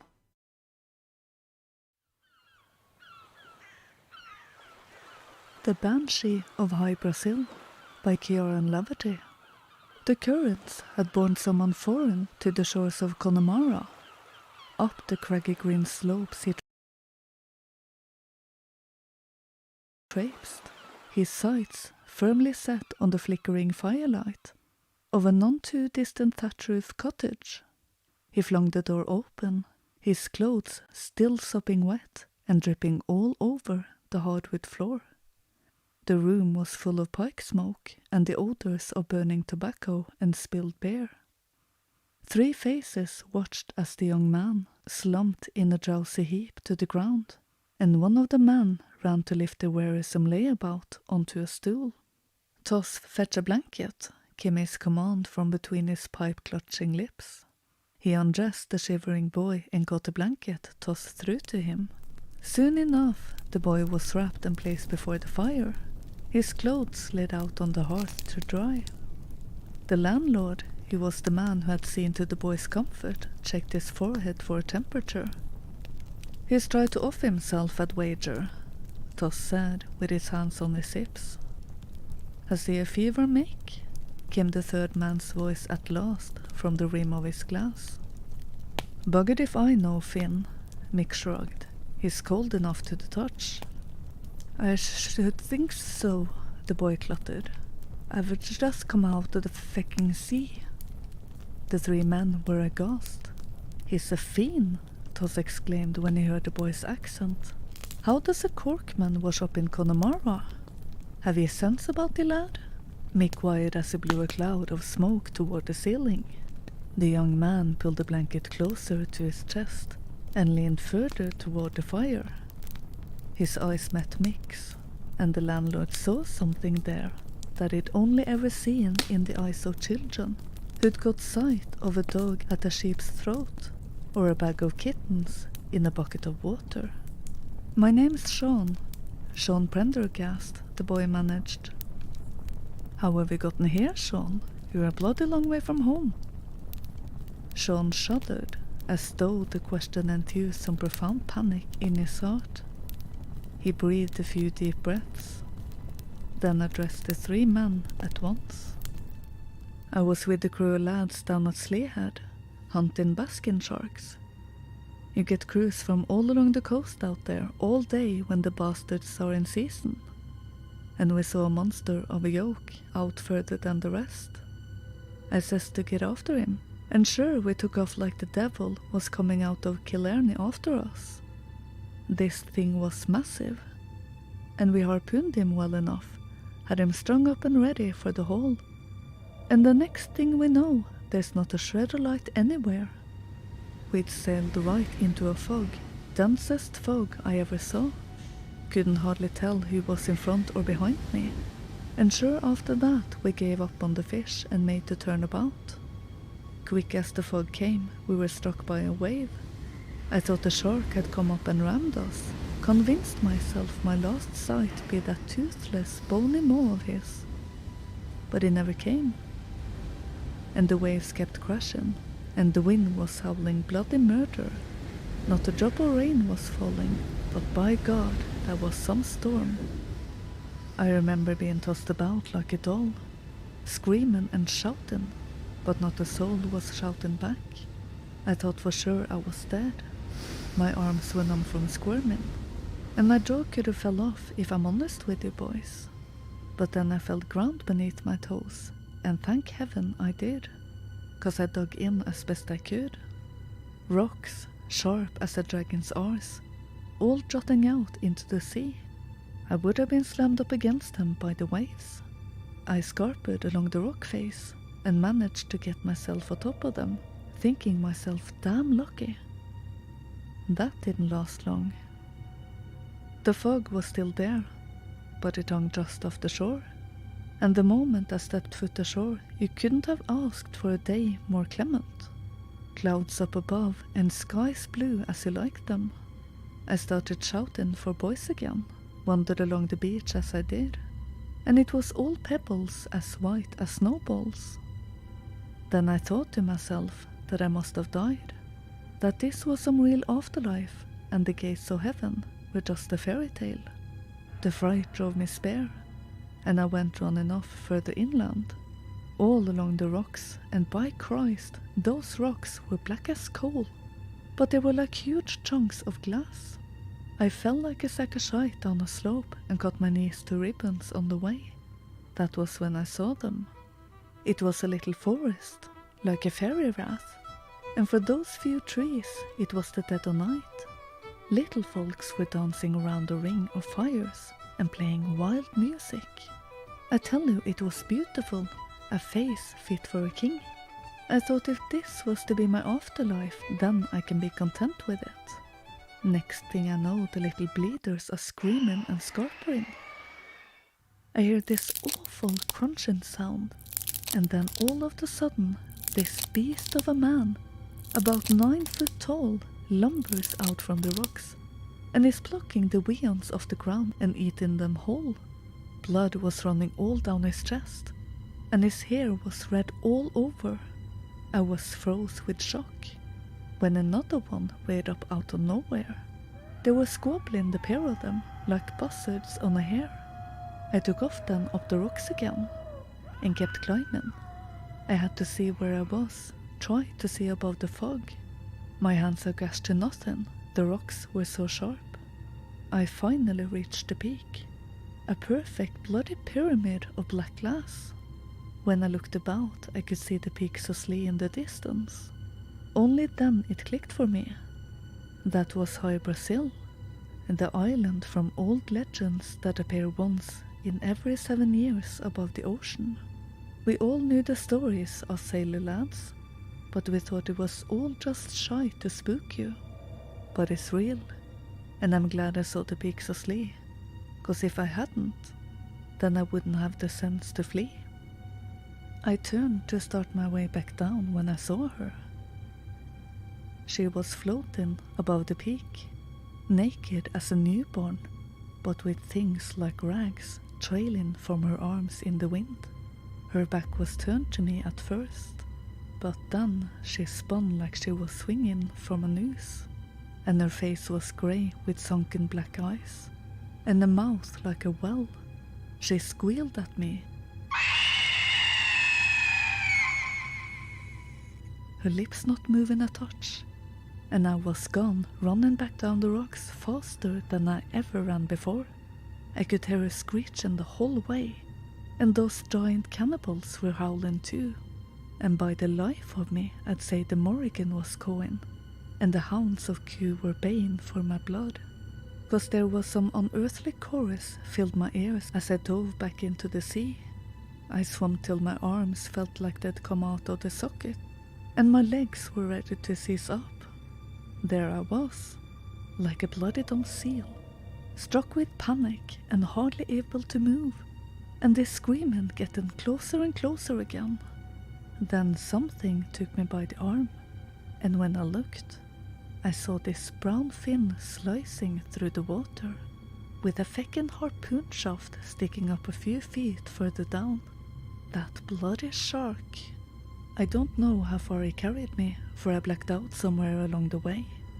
When I woke up, I was on the beach, and I could see this place from the sandbar. I had no bones about coming up here, 'cause it looked more like Ireland than that hell of black glass and snowy marble. I don't know what will become of me. I've heard the banshees cry. That's a mark of death. Tears began to brim in Sean's eyes, and the 3 men in the sheep-inn stood flabbergasted by his tale. The boy wiped his nose with hands flayed by rock, the flesh white and wrinkled. His knees were red raw, and his feet bore deep gashes that were yellowing at the sides. Toss took a long draw from his pipe. "Have yous ever heard such drunken nonsense in all your lives?" he scoffed. Before anyone could answer, the clock told the hour, and the fire in the grate began to dim. A chill crawled down the chimney, and frosted the beer in every pint glass, as darkness consumed the place. And the door was flung open by a sudden sea-spun gale. There in the doorway stood the Banshee, her flesh rotten with ancient inhumanity, and her mouth agape in a terrible scream.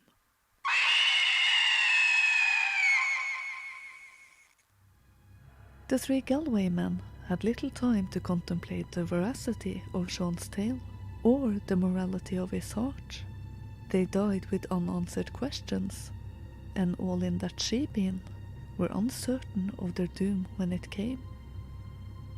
The only certainty lay in the bay from which Sean had emerged, for slithering drowsily along the ocean floor was a basking shark, whose hide was pierced by a harpoon, and whose blood ran in cloudy rivulets up toward the waves through the abysmal onyx of the coastal waters. So, that was the story contributed by Kieran. Thank you very much. It's a really good story. It just hit me that maybe I should have finished off with the infamous music from Jaws or something, as it finished on a shark. But Yeah. I was thinking about Jaws the whole time, actually, as I was Yeah. listening to that. yeah, I It's like it. it's definitely what you think of when a shark is involved. hmm Yeah, absolutely. that. That was really well written. I'm impressed by all the really talented writers in the community. Yeah, absolutely. We do have some very cool story writers. Yeah, and Kieran, I really I just really appreciate the sort of setting of the tone there as well, and those kind of descriptions of the island there. Really nice. Yeah. Really nice.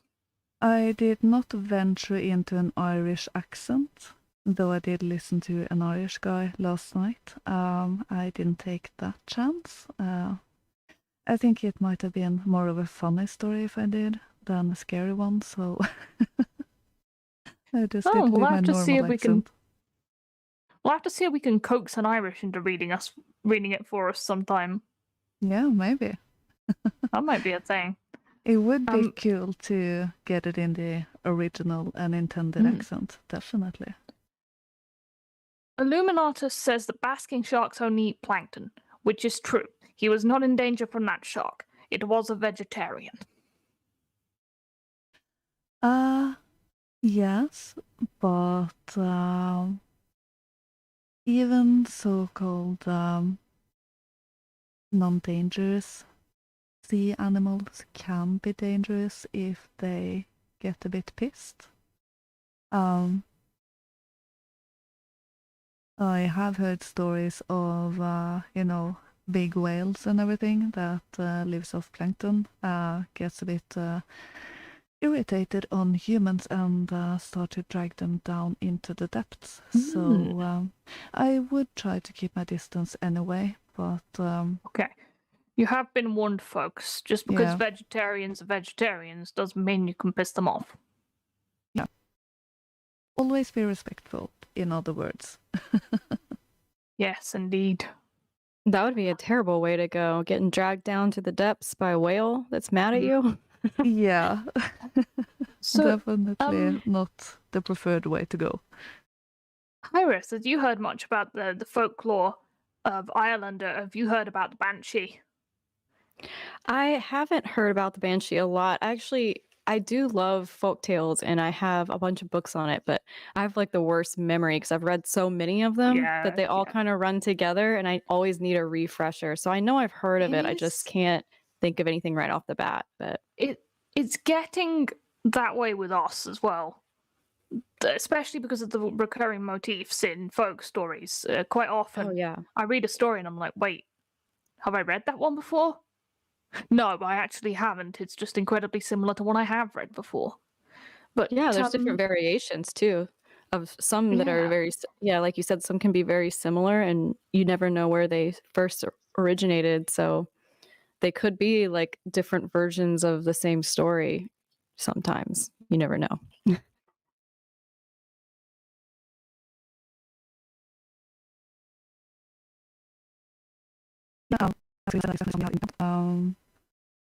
And just an example off the top of my head is the different versions of Little Red Riding Hood. Most people today know the Grimm version, where she in the end is rescued, but in the French version, that doesn't happen. She stays in the wolf's stomach. So, yeah. You can come across stories that are really similar, but either end quite differently or have some elements that are really differently. It's true. same- A lot of the. Sorry. Yeah, just going to mention that we see the same with Sleeping Beauty. I did an Italian version of that a while back, Sun, Moon and Talia. And it's definitely not the Disney version, though it is not the worst version. So. Yeah, I mean, a lot of them have gorier endings in the older tales, definitely. Definitely. Yeah. So, yeah, sort of returning to the Banshee, it does come from Banshee. So, I don't think I pronounced that right, but woman of the fairy mound, which is a female spirit in Irish folklore who heralds the death of a family member, usually by wailing or shrieking. And her name is connected to mounds. And so fairy mounds also probably associated with burial mounds then as well. And they tend to have long streaming hair and wear a grey cloak over a green dress.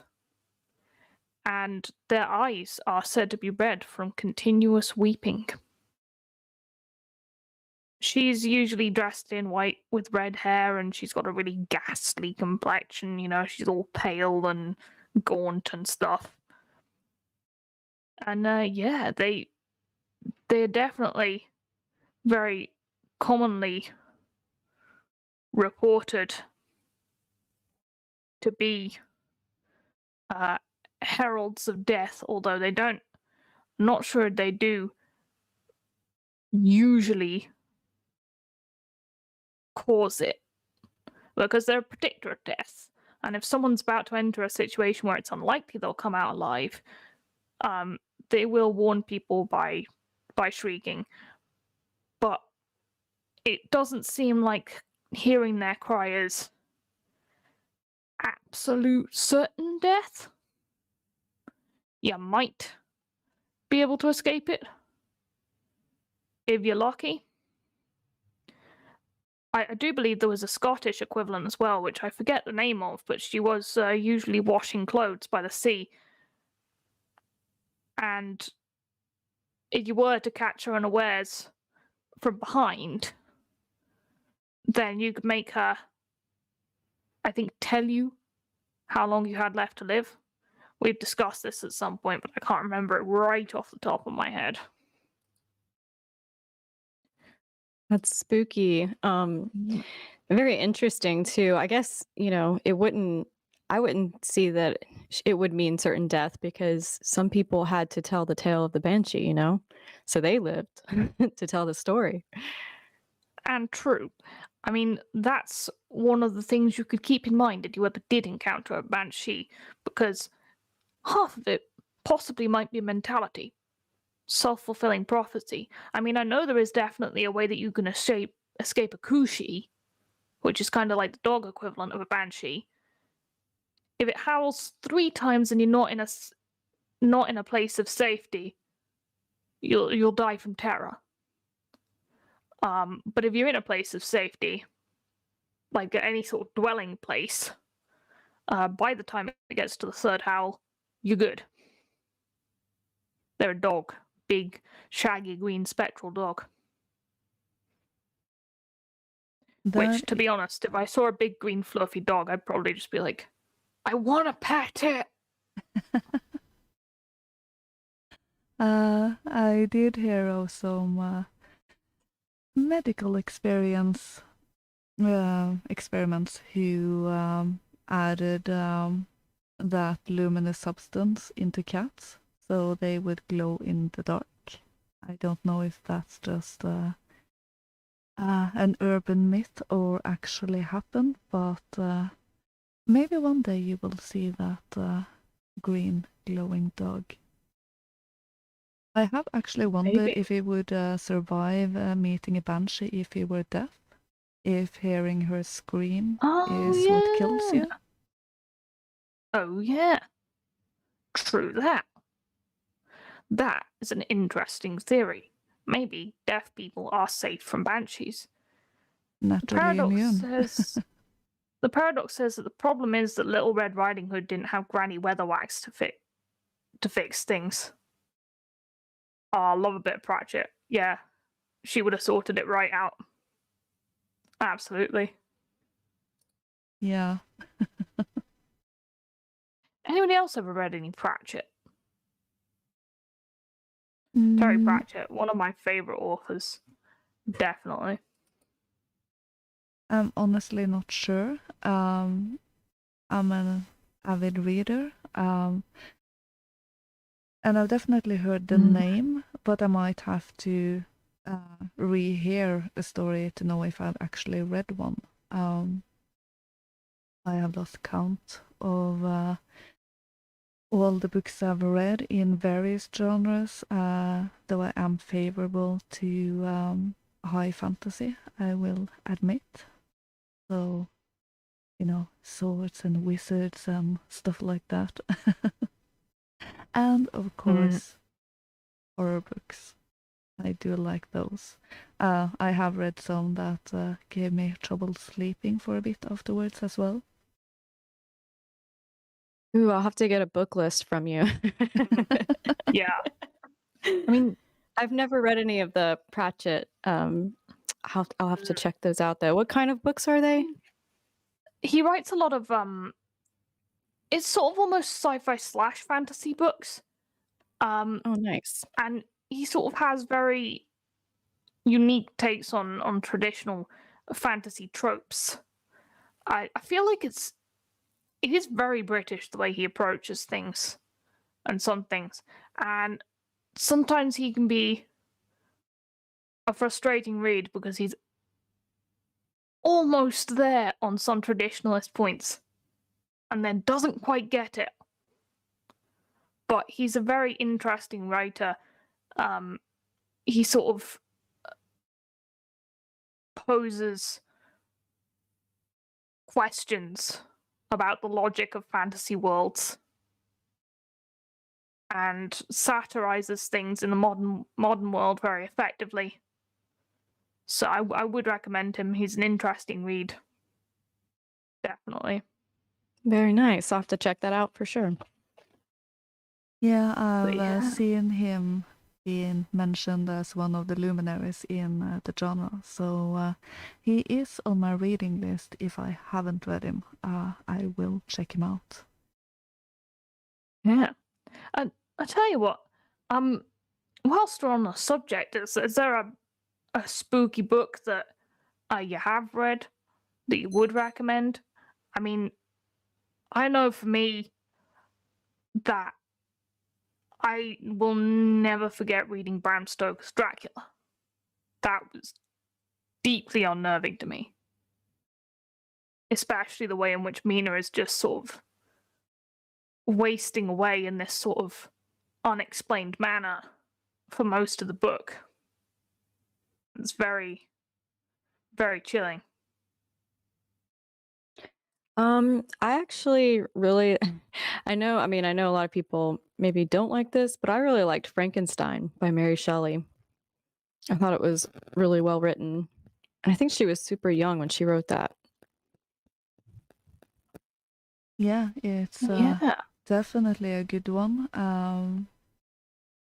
And sort of brings a somewhat different perspective from what we see that story portrayed as today. In particular with the relationship with Frankenstein and the monster. So it's definitely an interesting story. I remember reading the book myself, and it does pose some interesting questions about playing God, or playing It really as does. being a creator. For sure. I read that and Faust around the same time, and I could see actually a lot of similarities between the characteristics of Frankenstein and Faust. Because they're both like striving for, they want this knowledge and they're trying to strive for something greater, even knowing that it could be, pretty terrible consequences, but they still do it anyways. And in both those instances, they make that choice. And there's like kind of this innocent curiosity to it, but it's also like a willful ignorance in the same way, like, because they end up regretting it because they lose the loves of their lives, So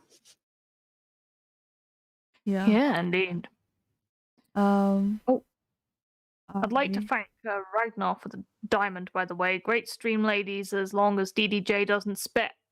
And at this point in the message, DDJ must have hit him on the head. Yeah, something presumably. like that. We did have a very nice hour with DDJ at the start. I will have to say that I actually quite like Stephen King. The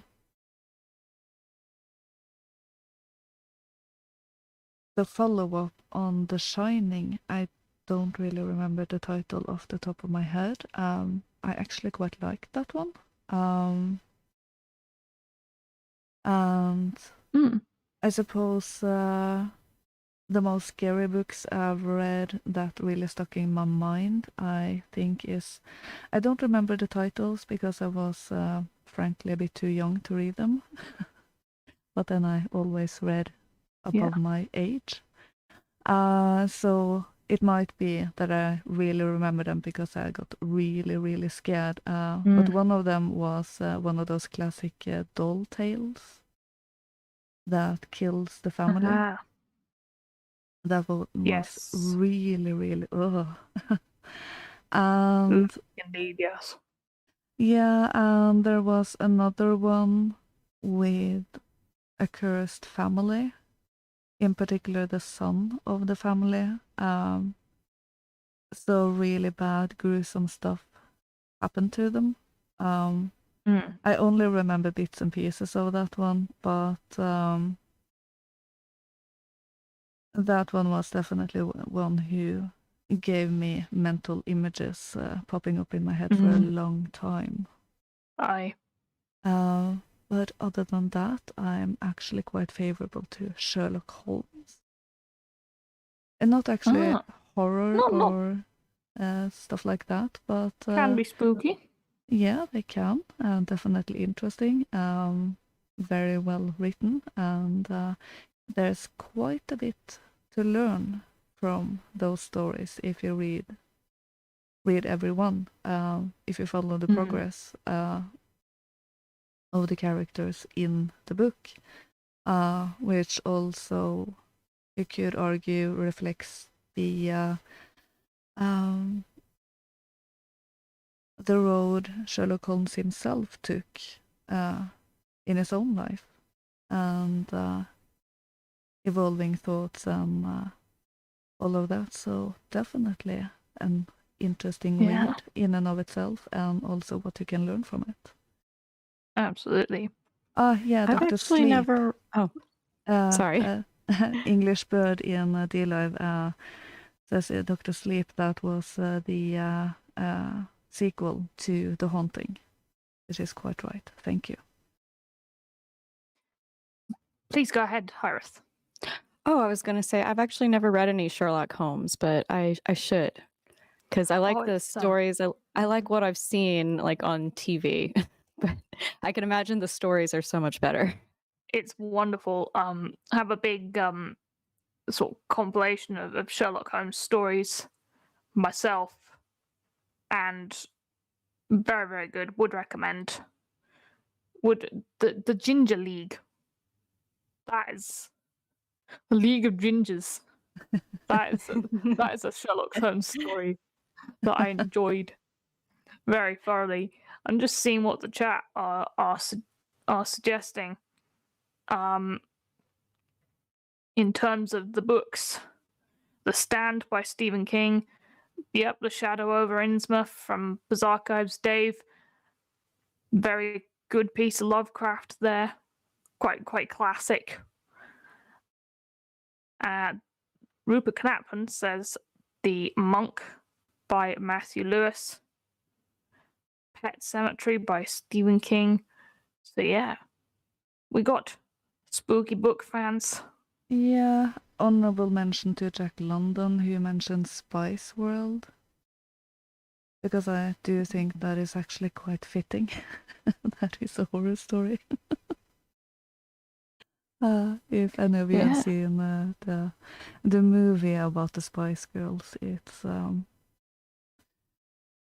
don't know what to say, but it could actually get into a bit of horror, you could say.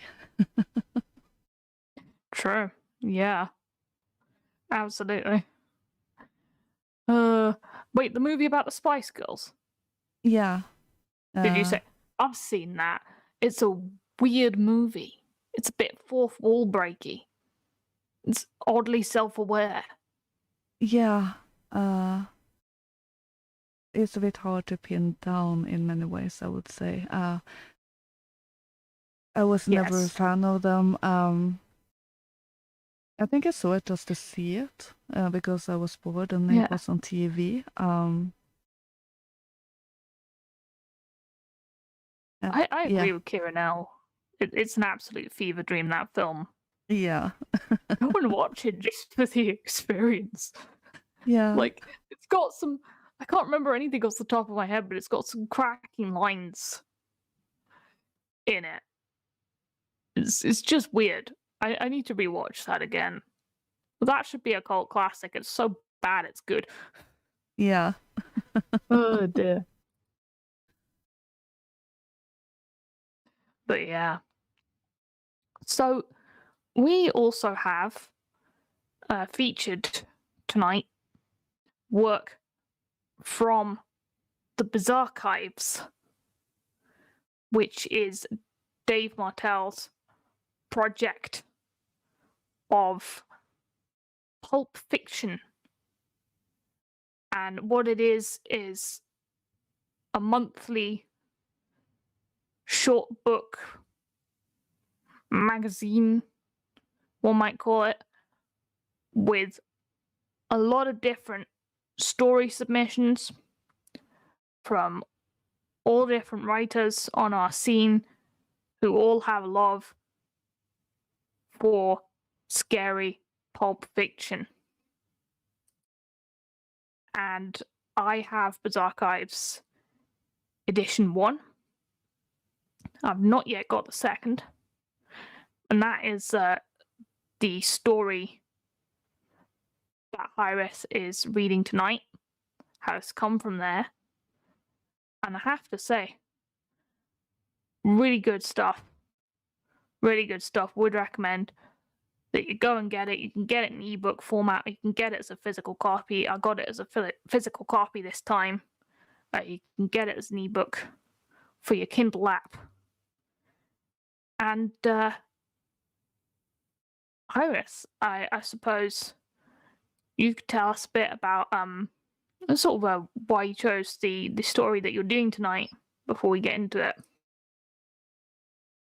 Sure. Well, I read before. I've read some excerpts from some Bizarchives stories, actually ones that Dave Martell wrote, And every story in here is really good, so I definitely recommend it. I've got the hard copy as well. I chose this story because I think it's sort of the spookiest in the whole thing. Definitely a bit grotesque. It's Baby Teeth by Shane Hawkes. And, full disclosure, there's some explicit language. So if your kids are listening, make sure you mute or put earmuffs on them for this one. But yeah, I just think everything in here is really well written, and I'm super excited to read the future issues. Yeah, it's on my wish list and quite high up. So I definitely hope to get my hands on that. The physical copy, of course, as soon as possible. Cool stuff. And Illumi is published in it as well. Illuminatus is also in the Bizarchives. Very cool. Yeah, White Art Collective just donated a Ninja Guinea. Thank you so much, and says Happy Halloween. Happy Halloween. Wow, that's really cool. Right back to you. I hope. Thank you very much. Yeah, I hope you've had a wonderful Halloween and that it will continue in that way. Yeah, definitely go and check out WAC stuff. WAC are doing a lot of brilliant stuff. Hiraeth is part of them. They've got a bunch of wonderful musicians. For Null, Dave from Bizarchives does stuff with WAC too, and they're just really producing some great stuff at the moment. And I would recommend that people go check out what they're doing. Yeah, absolutely. Yeah, thank you. Go check out the Spooky Short contest they had last night. It was so many good contributions, so definitely worth a watch. Yes, I did stay up half the night to watch it. Thank you for staying up. It's much appreciated. I think Lord Wolfshield's in the chat, and he is the 2-time award-winning filmmaker. He was the winner from last night. So check his out too. It's really great. It's called No Country for Bigfoot. Yeah, that was a good one. And congratulations to Lord Wolfshield. It was a brilliant little short spooky. So, are we ready for some Baby Teeth? Yes. I'm ready. Is everybody else ready? Yes, we are. And this is, it's gruesome. Okay. Yes, it is gruesome. And just for a bit of context, I'm not reading from the beginning. So there's a mysterious character that is talking from the point that I'm reading. So I'll just leave you with that, and I'll go ahead and go if you guys are ready. Okay, hit it away.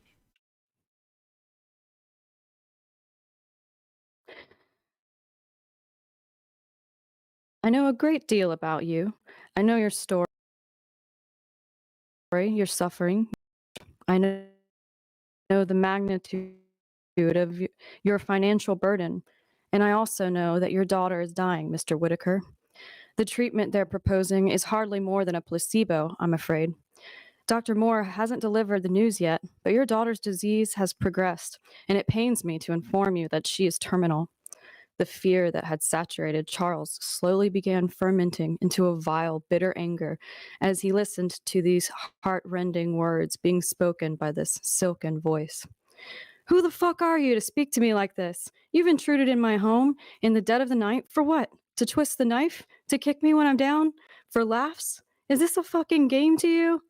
He spit these venomous words across the bed with vitriol. You misunderstand me. I'm offering you reprieve, solace. I'm offering you a way out of this hole in which you find yourself, Mr. Whitaker. This is my proposal. I possess the power to lift the disease from your child. I can do this and more. Wouldn't you like to wake in the morning to your daughter's laughter, to your wife sleeping soundly by your side, to your pristine Camaro in the driveway and financial wealth in your bank? The raging inferno that has been building inside of Charles went cold. A faint and distant ringing filled his ears, and for a moment it was all too much as unconsciousness threatened to overtake him. I don't understand. How could you possibly have that power? How could anything? Why tempt me with hollow promises? I have no reason to trust you. Charles uttered these words, but they lacked conviction. He stared off into the darkness while contemplating the possibility. There are many things with great power, Mr. Whitaker. You can trust me. After all, this isn't the first time we've met. I upheld my end of the arrangement then, and I will do so now. What do you mean we've met? I've never seen you before in my life, and I'd recall something as striking as this. I'm not surprised you don't remember. It was a long time ago for you, when you were but a child yourself. I gave you your first taste of money, and you've been slavering for it ever since. Our arrangement was the same arrangement that I have with every child, even little Helen sleeping in the next room. I purchase your teeth with my coin. When you're dealing with children, it's best to keep your arrangements simple. But you are no longer a child, Mr. Whitaker, and our arrangement will not be so simple, although my payment remains unchanged. An arm snaked out of the murky darkness, revealing a hand bathed in moonlight, a hand of pale flesh, with far too many long and slender fingers tipped with jagged and black nails. The palm turned downward as it rolled, a silver piece across its many knuckles. Dawning horror spread across Charles's face in the darkness of his bedchamber as he fully realized the gravity of the situation and the extent of the proposal. Up until this moment, I had convinced myself that I was still asleep, caught somewhere between a dream and nightmare. Am I to understand that you're claiming to be the Tooth Fairy? Charles stared into the void of darkness as he attempted to fathom this new concept, the possibility that everything he knew was not real, but could suddenly be very real. I am claiming to be what I am. I have very little care for what nomenclatures your people have attached to me. I have existed for far longer than you could wrap your mind around. This piece of silver in my hand is one of the 30 pieces of silver paid to Judas in exchange for betraying Christ. In the time that I've walked the earth, there have been countless names associated with me, and not a single one of them matter in the slightest. I am, and you are, and Helen is. That is all that matters. And the agreement you're proposing, I'll get everything back. My daughter's health, my wife, everything? Upon completion of your end of the agreement, yes. Just to be clear, you want to take my teeth? The blood pulsing through Charles's body created a dull roar in his ears, and as he uttered the words, they sounded muted and distant. As I said before, Mr. Whitaker, I'm not interested in what there is to take, but rather what you're willing to give. I want you to want to give me your teeth. There was a shift in the darkness near the foot of the bed, as something emerged from the shadows and landed heavily on the duvet next to Charles. He looked down, allowing his eyes to focus in the darkness, and saw what he already knew in his heart was there, a pair of old, rusty pliers. Charles slowly released the death grip he had on the blanket, feeling the painful throb explode in the swollen joints of his fingers. With a trembling hand, he slowly reached over and grasped the pliers. Do you accept the terms of our agreement? I do. Charles slowly raised the pliers to his open jaws, saliva already spilling from the corner of his mouth. He opened the pliers with a faint squeak of metal and clamped them around his upper left incisor, feeling the metal scrape against the bare enamel and slicing into the gum line. He let out an involuntary moan as he began pulling. The pressure in his upper jaw was immense as he felt the bone of his mandible fracture around the root of his tooth. Charles coughed as he gagged with nausea, and a spray of blood and saliva speckled the off-white of the duvet in front of him. The tooth proved to be more difficult to extract than Charles expected, and amidst his panic, he wrenched the pliers forward and backward. That did the trick, as the tooth ripped through the gums and came free with a jerk. his hands shaking violently. He dropped the gore-smeared tooth onto the mattress and willed himself not to vomit as the crimson flooded over his chin, falling in heavy droplets to be hungrily absorbed by the duvet. 1 down, 31 to go. Oof. Yeah, that story really, like, for starts, the descriptions and that, they make my teeth feel weird. Me too. And I don't know if anybody, this is really common, but if anybody's ever had those teeth dreams where like your teeth are falling out or breaking off in your mouth or something. But when I was reading this, it just is like a flashback to all, because I have had that dream reoccurring in different variations several times throughout my life. And it is one of the most unpleasant dreams I've ever had. And it took me right back to that. Yeah, I've had those dreams as well. Yeah. And I also have a fear of the dentist. I do go, I just can't breathe.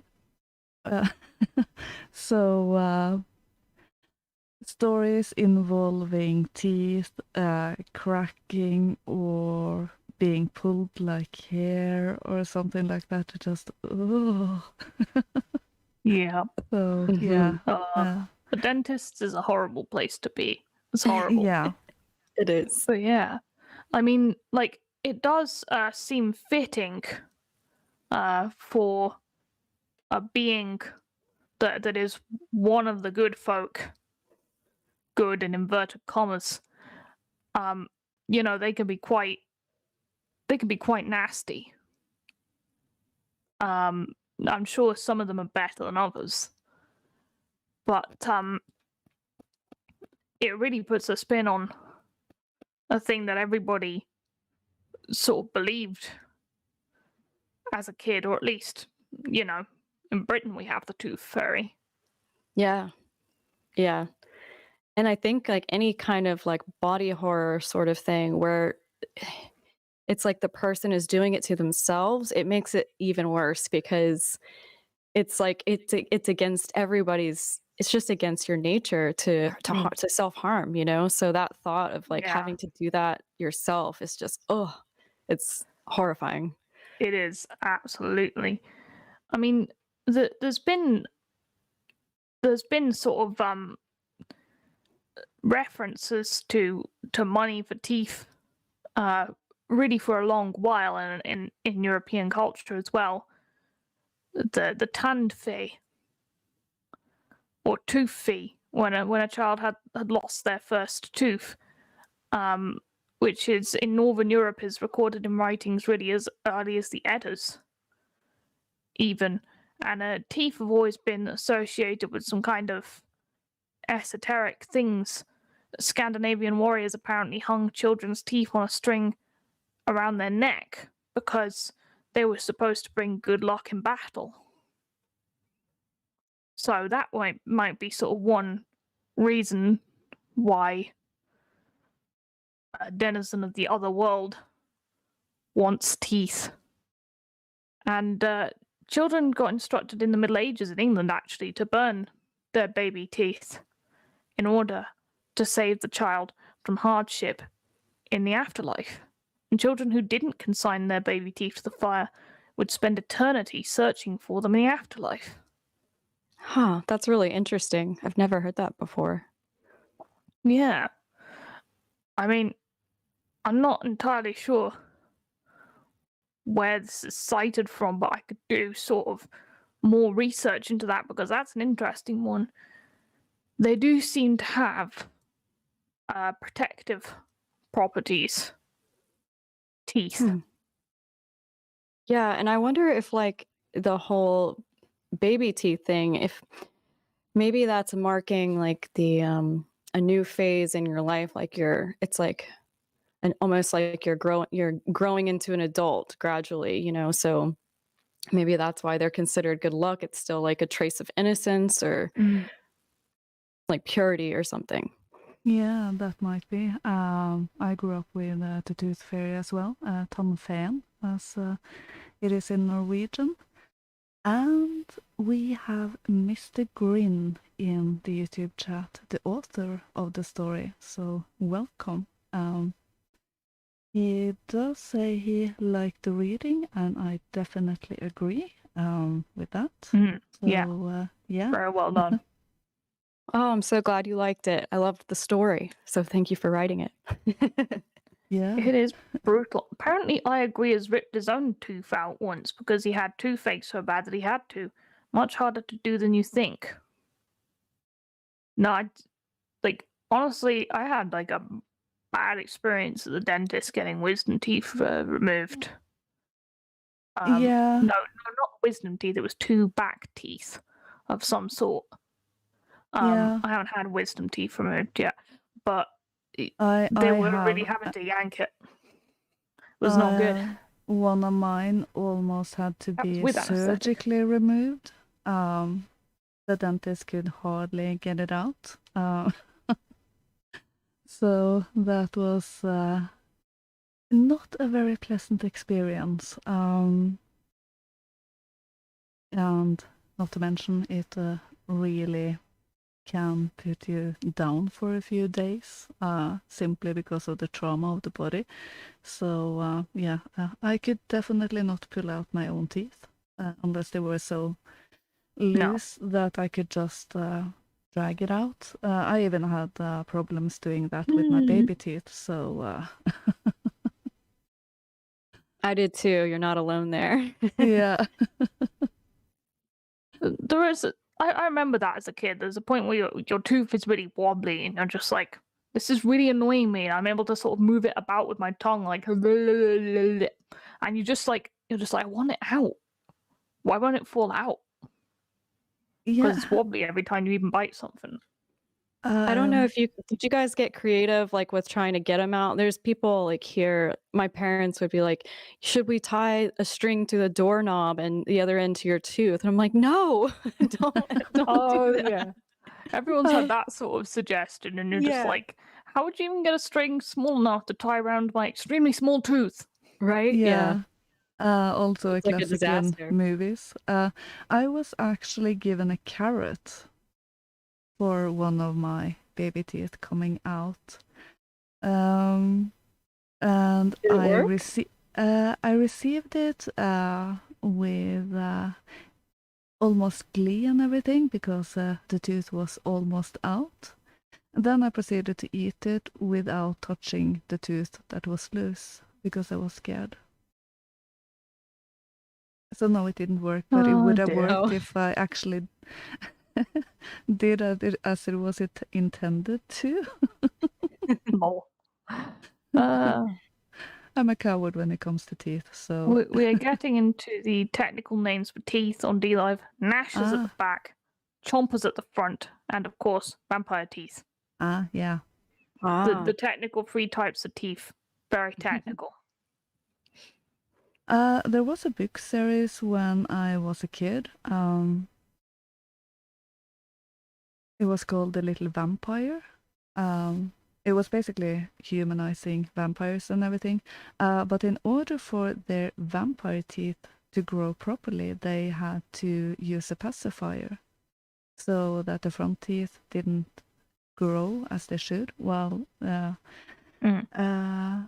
vampire teeth did grow.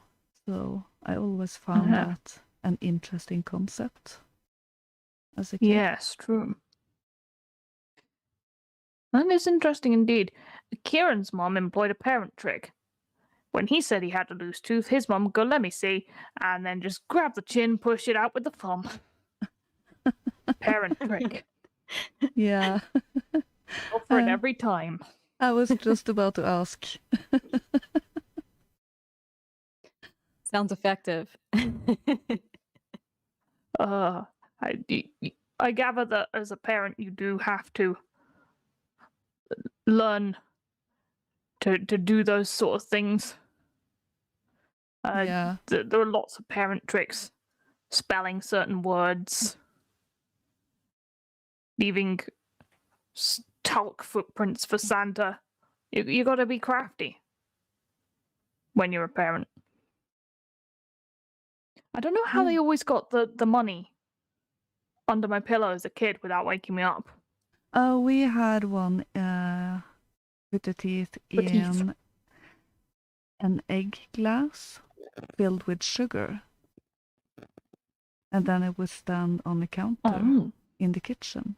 And the next day, magically, the tooth was gone and replaced with money. So that was the tradition I grew up with. Yeah. Oh, wow. That sounds like way easier for the parents than the Yeah. pillow. Yeah. I think in most of the Anglosphere, at least, parents have to be trying to be like, I have to get this pound or the dollar or whatever under the pillow. It must be difficult, actually. In particular, if the child is a light sleeper, I would say. If they sleep like the dead, then it might not be that big of a problem. The Bizarchives Unless on it actually YouTube. wasn't them, which is unnerving. Yeah. I don't even want to think about that possibility. Nope. Well, in my world, the Tooth Fairy is a good fairy, so I wouldn't mind her, to be honest. The Did you just assume the Tooth Fairy's gender? I did.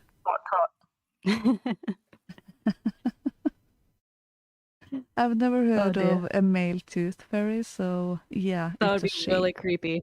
Yeah.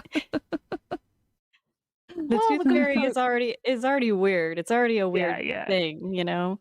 Yeah. But if it was the Tooth Fairy was male, I think that would be even weirder. Yeah, absolutely. The good folk themselves can be men, but I wouldn't like to think of a dude Tooth Fairy. Nah. No.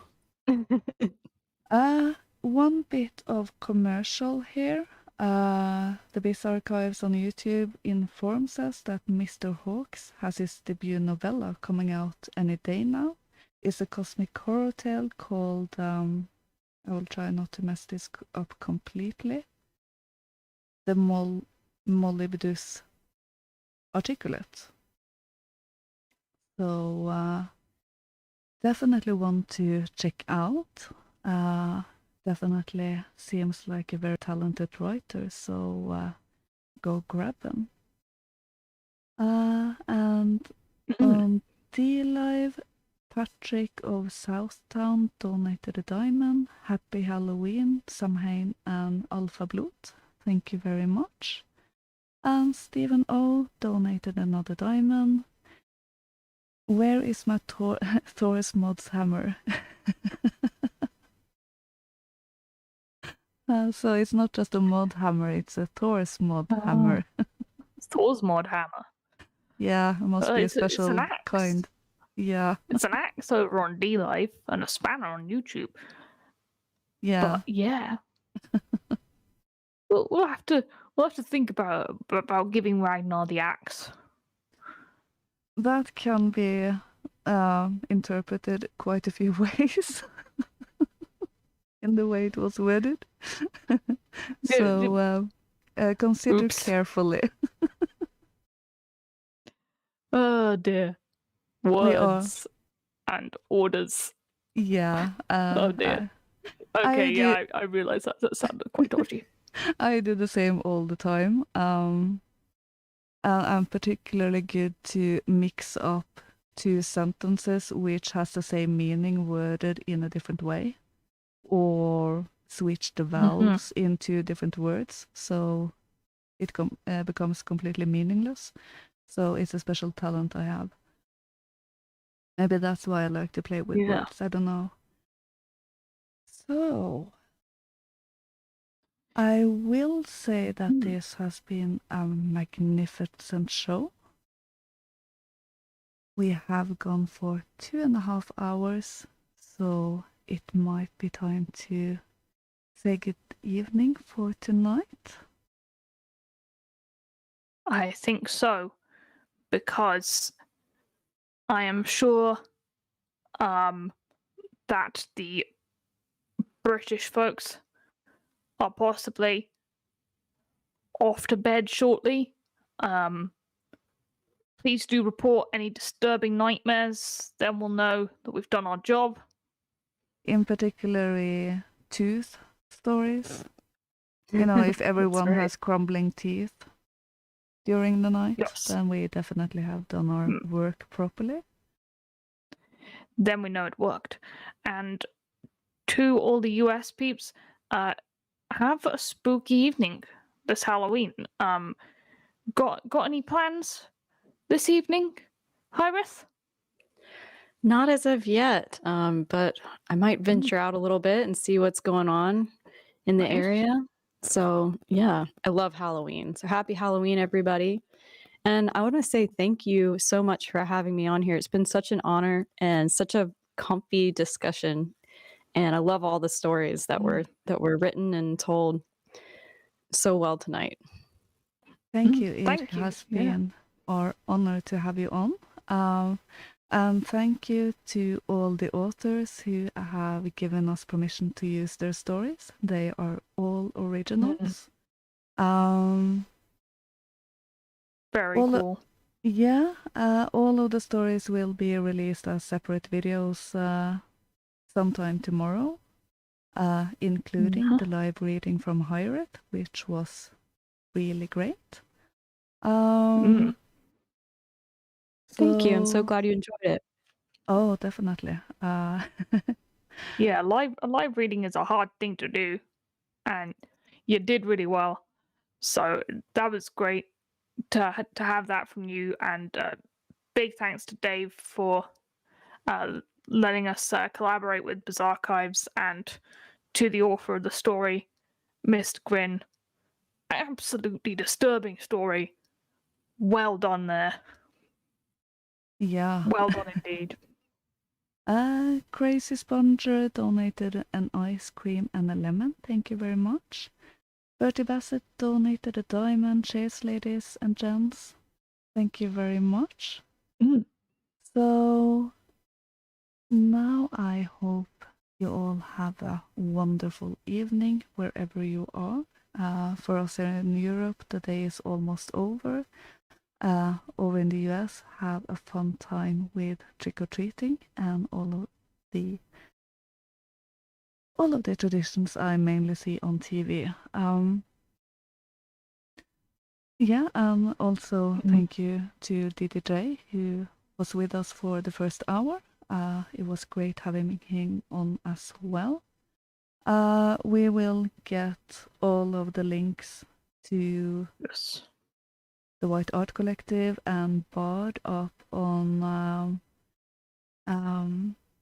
descriptions. We will also tweet and put them out on Telegram so that you can find them, and also links to the authors if they have it.